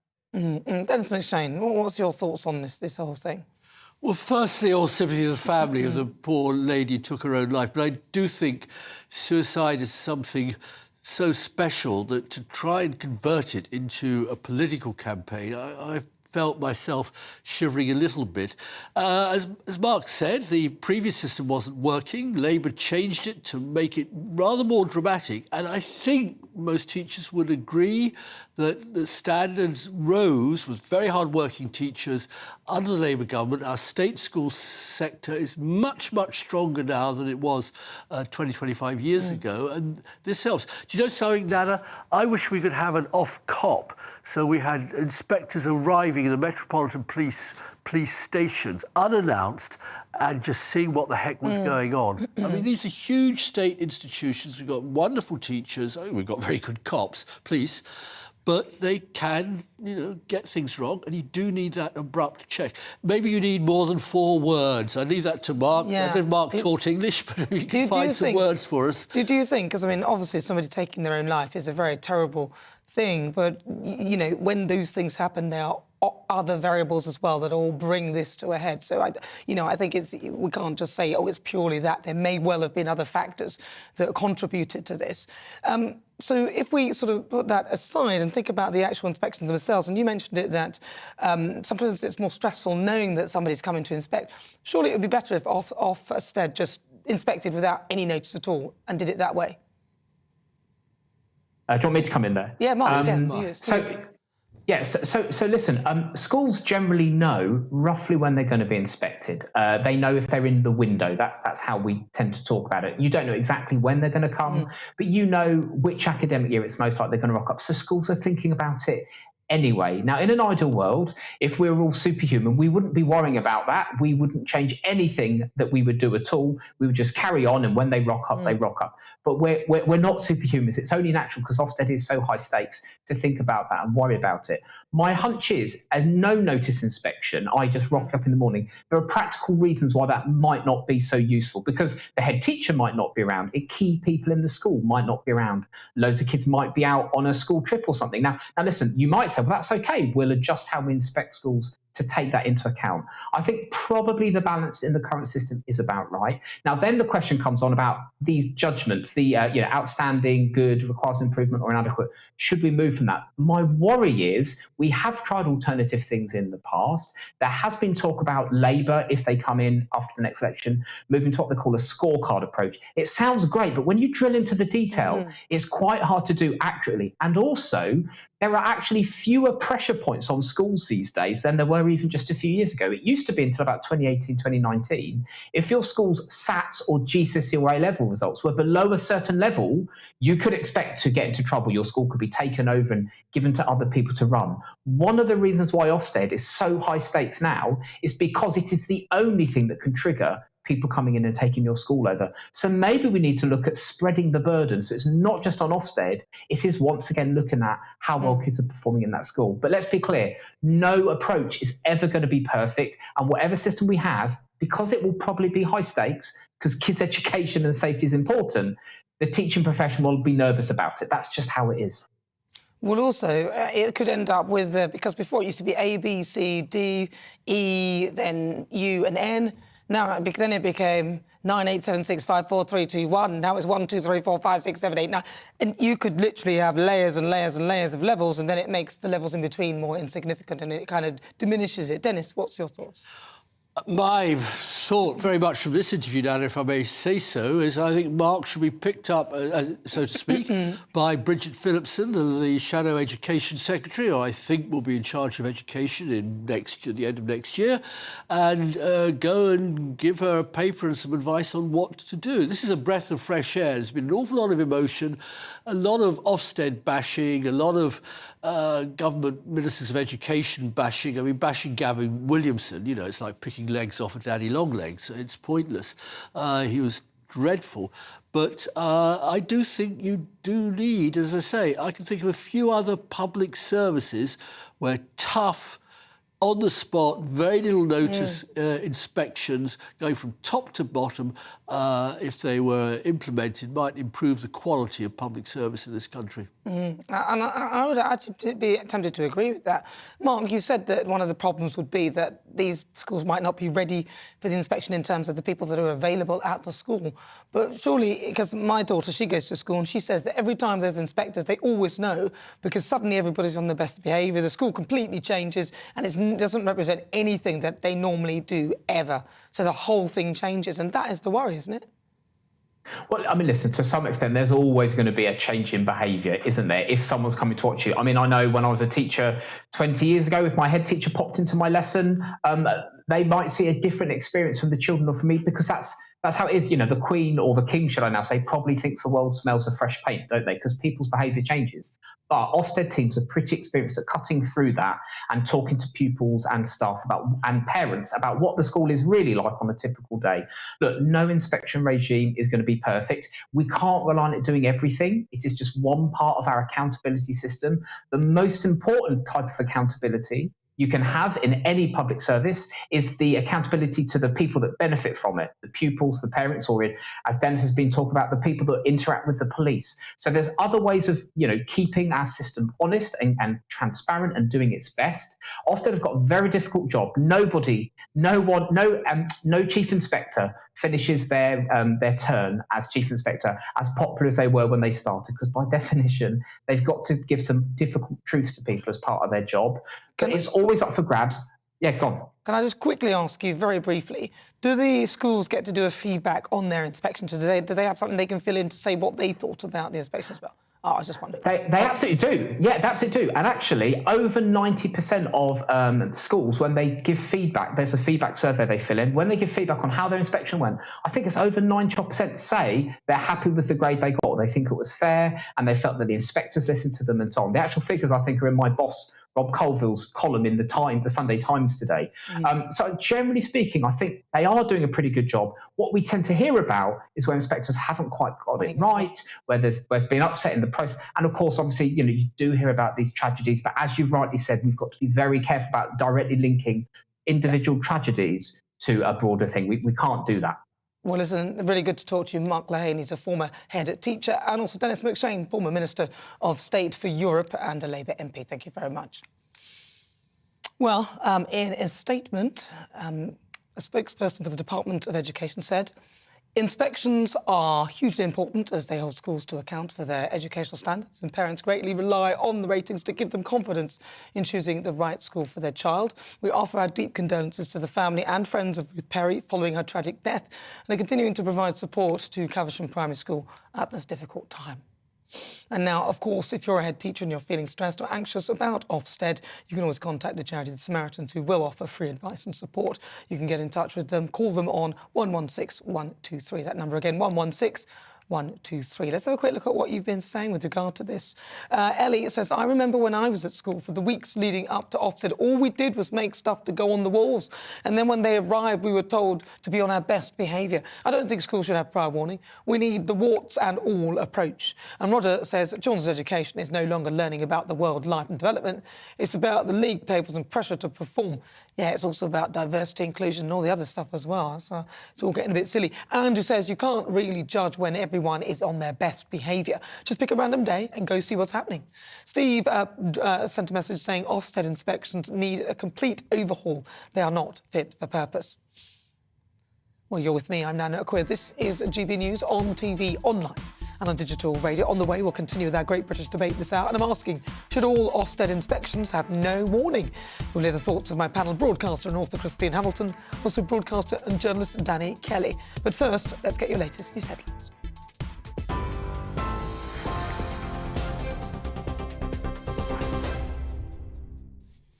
"5:32, I'm Ray Addison with the latest news.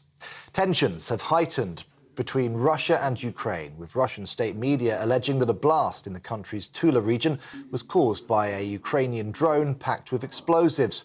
3 people were reportedly injured when they were struck by shrapnel. However, Ukraine has not claimed responsibility for the alleged attack. It follows pleas from the European Union for Russia to halt the stationing of nuclear weapons in Belarus. Kyiv's foreign ministry has called the decision provocative and is calling for a session of the UN Security Council.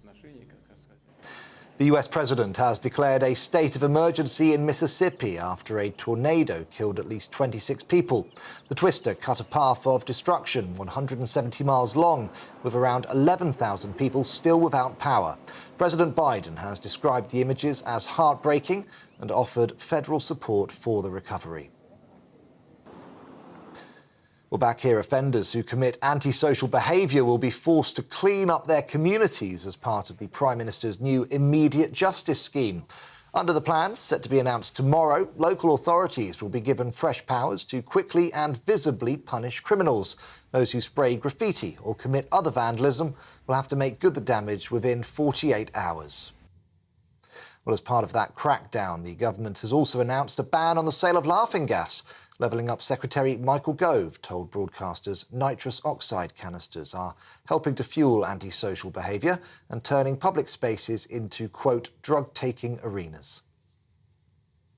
We're on TV, online, DAB+ radio and on TuneIn too. This is GB News. Back now to Nana.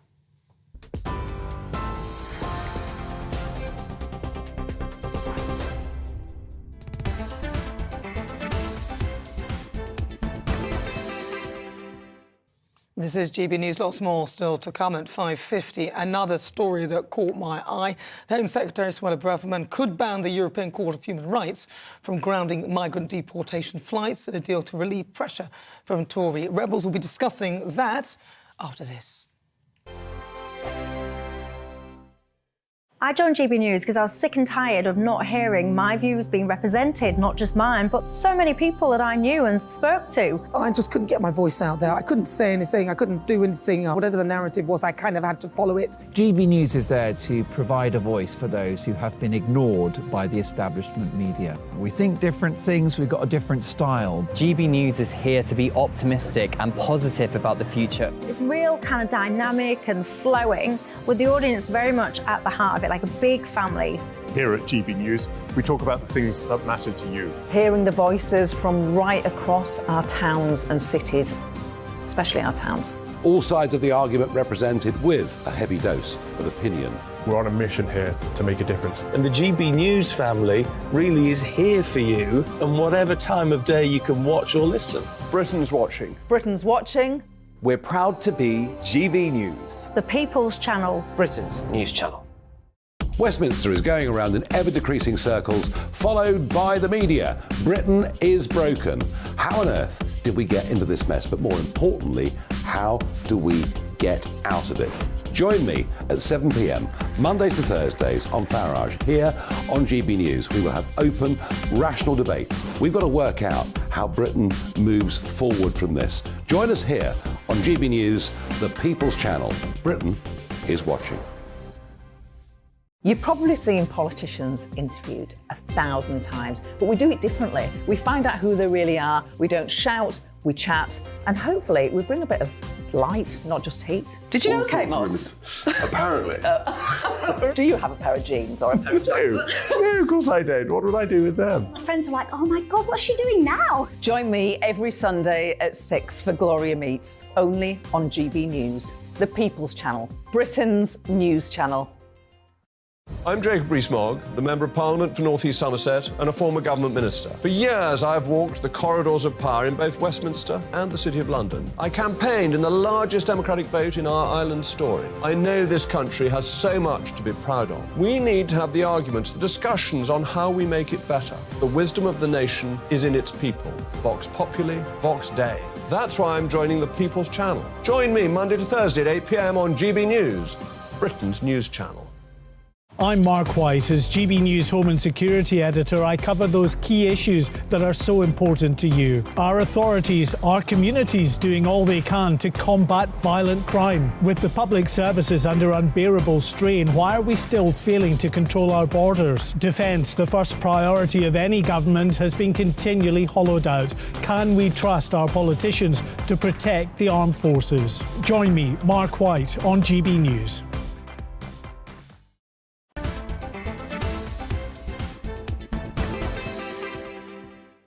Good afternoon. If you just joined me, where have you been? We've been live all the way from 3 o'clock, which is the new time for the show. Make sure you join me at that time next week.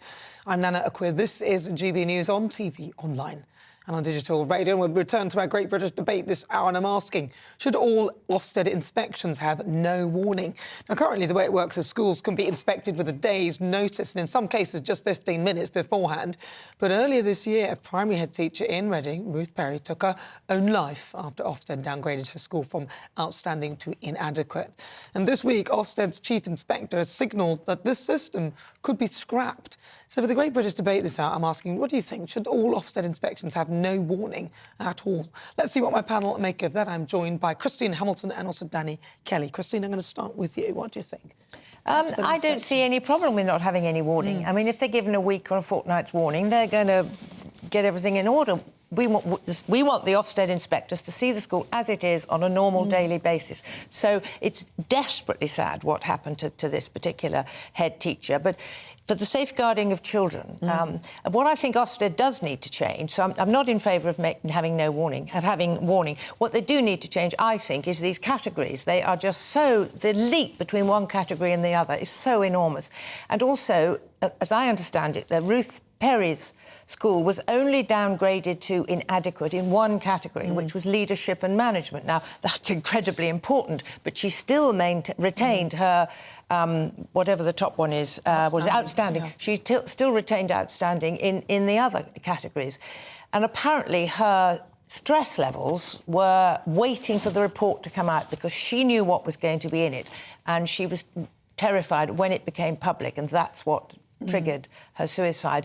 But so I think they need to adjust their system hugely, but I certainly don't think that they should arrive unannounced. It all depends. It's like so many of these things. It depends on the quality of the inspector. And just going back to somebody taking their life, obviously this is a very tragic thing, but, you know, we have to acknowledge there may also be other factors that may have, you know, resulted in that. It's very difficult to just pin it specifically on that one thing. Danny? I think there should be some period of time where you know that an Ofsted inspector is coming. Away from journalism... Why? How much time? I liked the guy who'd been retired for 20 years. How old is he? He's a very young fellow who, on the panel, so had been retired for 20 years. No, he's just looked after himself. Oh, brilliant. He says that you got Same age as you. Is he? Older. 3 months' notice. I'm older than you as well, actually, by the way. And I think 3 months... Well, I don't think it is absurd, because that gives you time to ensure you're going to get a great inspection. But that doesn't mean that you're inadequate. And I think there's a difference. I think that these teachers do their best. If there have been safeguarding issues, then that could have been raised externally or internally prior to the... Some would say, Danny, that the more time you get, the more the stress it is, because you know it's happening. Yes. So that's what happened in many cases. I understand that. So there is that. But the point is that if you knew that something's happening in 3 months, you've got all this time, as one of the emails said, the school would put all loads of things on the wall and then make it look nice just for that one day, and then...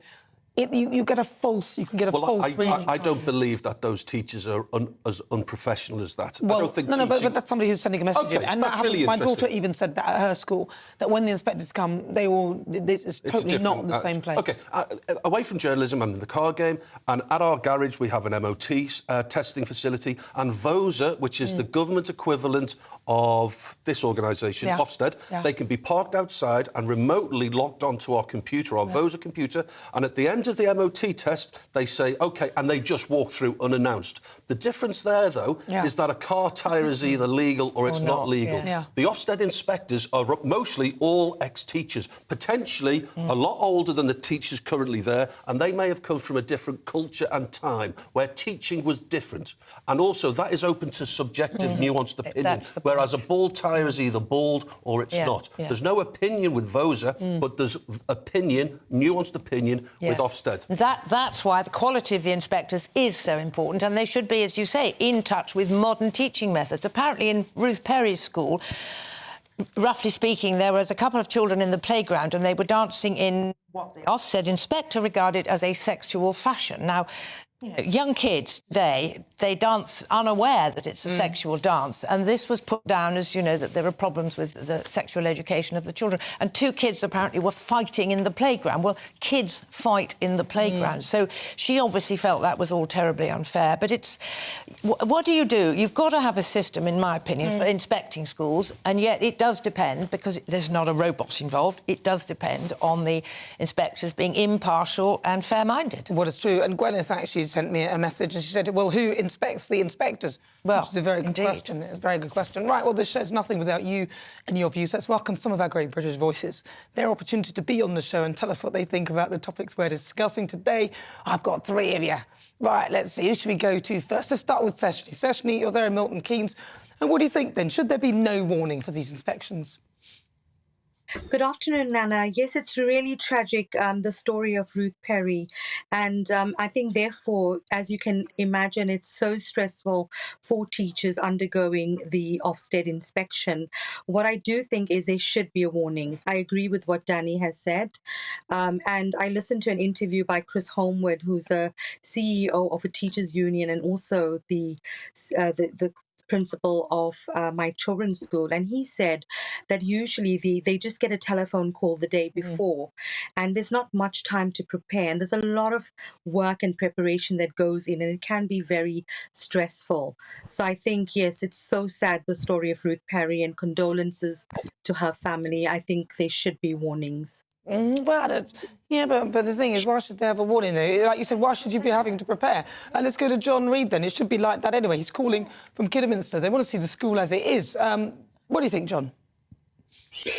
Well, Nan, I think we live in a world of bureaucracy gone mad, to be honest. In my family, I have 2 of my 3 daughters are in the teaching profession. One is a head teacher of primary, one is a year 2 teacher. They get quite nervous when Ofsted is on the offer, when they're in the window, as they say. I think there should be no warning at all. I think the inspector should just arrive, look what is happening on the day and judge it accordingly. If the head's not there that day, well, that must be for a good reason. So I don't think there's any harm in the inspections. I do think, though, that the standards they do should be rather more than the 4 levels they've got. You know, 4 levels, they should grade it a bit more, because the difference between the highest and the lowest is extreme in reality, but it doesn't sound much when you say it. So I think teaching, along with lots of things, does have to be inspected. We do have to be sure of the quality, but I do also think that the way they do it at the moment, where the staff get concerned and worried about what might happen, it proves that it needs change, really. I think it needs improvement. All right, let's go to Gareth Wynne-Jones. He's there in North Wales. Looks beautiful there, Gareth. What's your thoughts? No time, no warning or a warning? Well, it's pretty moody here, to be honest with you. And for me, you know, I think they do deserve a warning, you know, a little bit of time, because people, I feel sorry for teachers. I really do. There's a lot of pressure on them. And every school's going to be different, wherever that school is, you know, the society around it and how these children are brought up. And I would hate to be a teacher, because the important thing is that they're hitting these boxes, these tick boxes that, you know, to make Ofsted feel happy for themselves. And at the end of the day, they could have 2 or 3 children in that school that can bring them down, which is not fair. So, you know, I know a lot of teachers, I know a lot of people in this profession, and they're getting out of it. They're getting out of it because the stress and the strain. So I really feel sorry for this head teacher's family, because, you know, we shouldn't be in this situation. Yes, we need some kind of way of looking at schools, but education comes in all different forms and sizes. And I think these inspectors should understand that and respect that, because a school could be at the top of his game 1 year, and in 2 years they could have 20 or 30 children that have come in from different backgrounds, which could cause so many different problems. So, you know, I feel sorry for these teachers under so much pressure, and we should be backing them, not kicking them. All right, Gareth Wynne-Jones, thank you very much. John Reid and Seshni Mulia, thank you so much. Now, of course, if you're a teacher and you're feeling stressed or anxious about Ofsted, you can always contact Samaritans. They offer free advice and support. We'll give you that number again, 116123. That is 116123. Moving on to a story that caught my eye today. The Home Secretary, Suella Braverman, could ban the European Court of Human Rights from grounding migrant deportation flights in a deal to relieve pressure from the Tory rebels. Now, can she get this deal over the line and finally have some flights set to Rwanda? Danny Kelly, first with you. What's the big problem with the Rwanda policy? What's the big deal? Those planes have got to take off, in my opinion. 40-odd thousand people last year, maybe even more. Wait till the summer arrives and the channel is like a smooth, chilled lake. Bigger boats. Bigger boats, warmer weather, less choppy. Those flights have got to take off. Something has to break this cycle.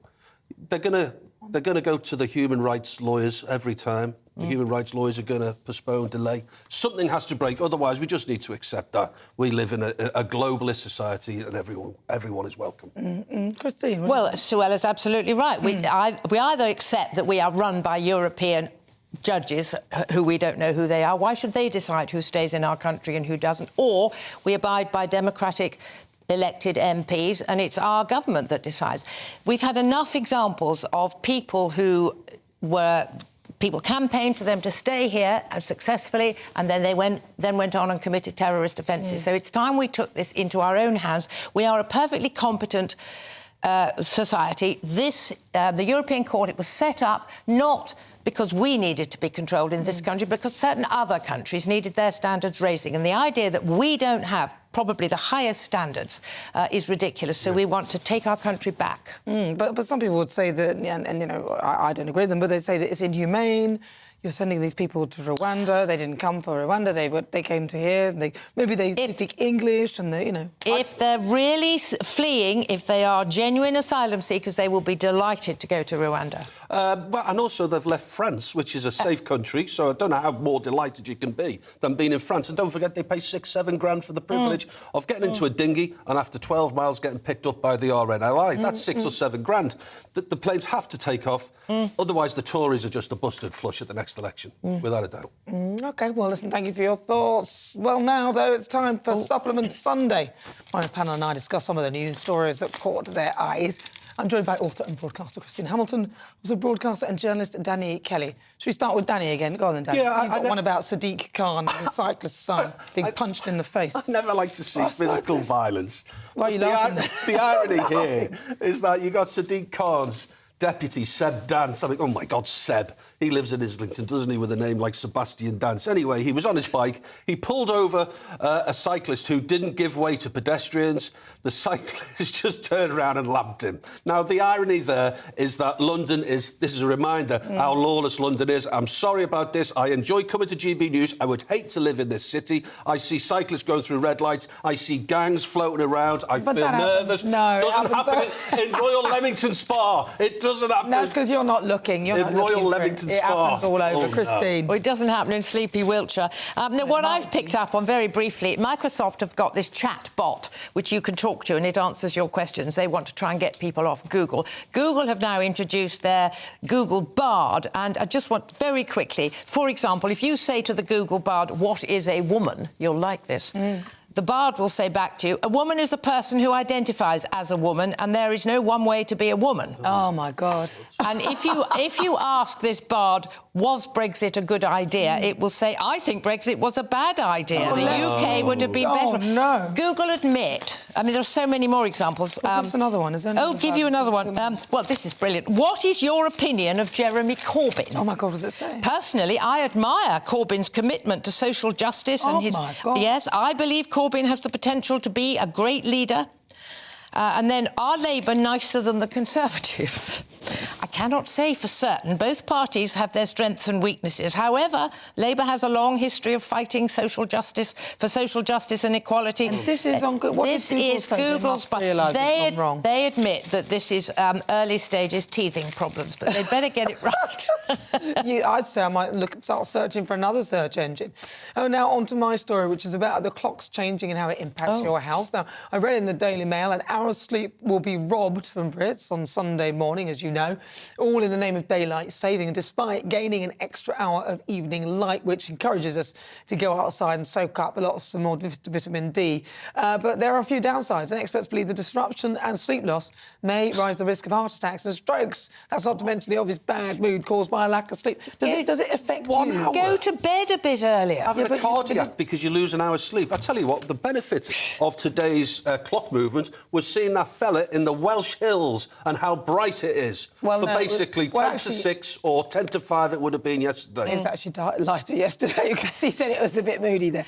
But no, it's such a small amount, 1 hour. I mean, just go to bed a little bit earlier. I think. Yes. How can 1 hour cause a cardiac? That's garbage. But it's Sunday. But they say that because it's a disruption. Some people who have to get up really early, like some of the guards who work here, they have to get up like at 5 o'clock. But now it's actually 6 o'clock, 4 o'clock, and it's 4 o'clock. The benefits are incalculably more important than the downside. I do think, yes. When I spoke to my husband, oh good, you get an extra hour. I said, no, you don't, Mum. You lose an hour. It's the other way round. Bless her heart, she thought.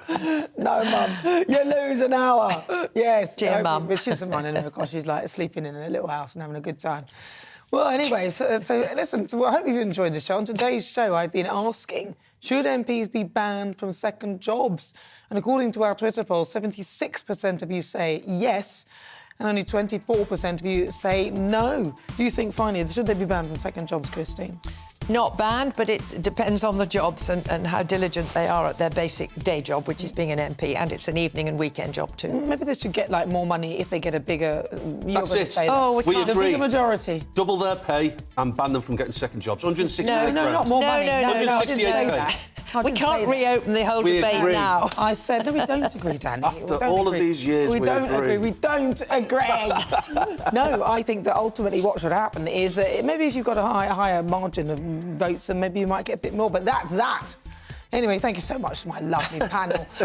Danny Kelly, thank you very much, Danny. Lovely to see you again. I might get you in at 3 o'clock, Danny. Thank you. I'm going to have a cardiac. You're going to have a cardiac. I'm going to have a cardiac. You'll lose an hour if you get him in at 3. If you get me in at 3, we'll lose an hour somewhere. You still get paid the same. Thank you very much, Christine Hamilton. A huge thank you to you for your company. I'll be back next week, same time, same place, 3 o'clock. Be there or be square. Have a fabulous week. Enjoy.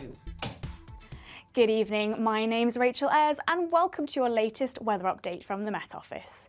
Now looking ahead to next week, and it'll be quite a cold start tomorrow but becoming increasingly settled, and this is due to an area of high pressure that's going to make its way in from the northwest to become centred over the UK by the time we get to Monday morning, clearing away that low pressure we've seen over the weekend. But back to tonight, and we'll see some showers around northern and eastern coasts in particular through this evening, but cloud will start to quite readily break up, allowing for quite a harsh and widespread frost across Scotland, Northern Ireland and Northern England, and we could see some icy stretches to start Monday down eastern coasts. Now looking further south, and there will be a patchy frost around and maybe the odd bit of mist and fog too, as well as the odd shower. But this will clear through Monday morning to leave a fine, dry for many and bright day with plenty of lengthy sunny intervals throughout the day. There'll be a bit more in the way of cloud in the south and west, but there will be some sunny spells too. And within these, it'll be feeling quite pleasant, even though temperatures won't be much higher than what we've seen today. As we go into Monday evening, and with those clear spells around, a frost will start to form down northern eastern coasts in particular. Now looking further west, we've got the next low pressure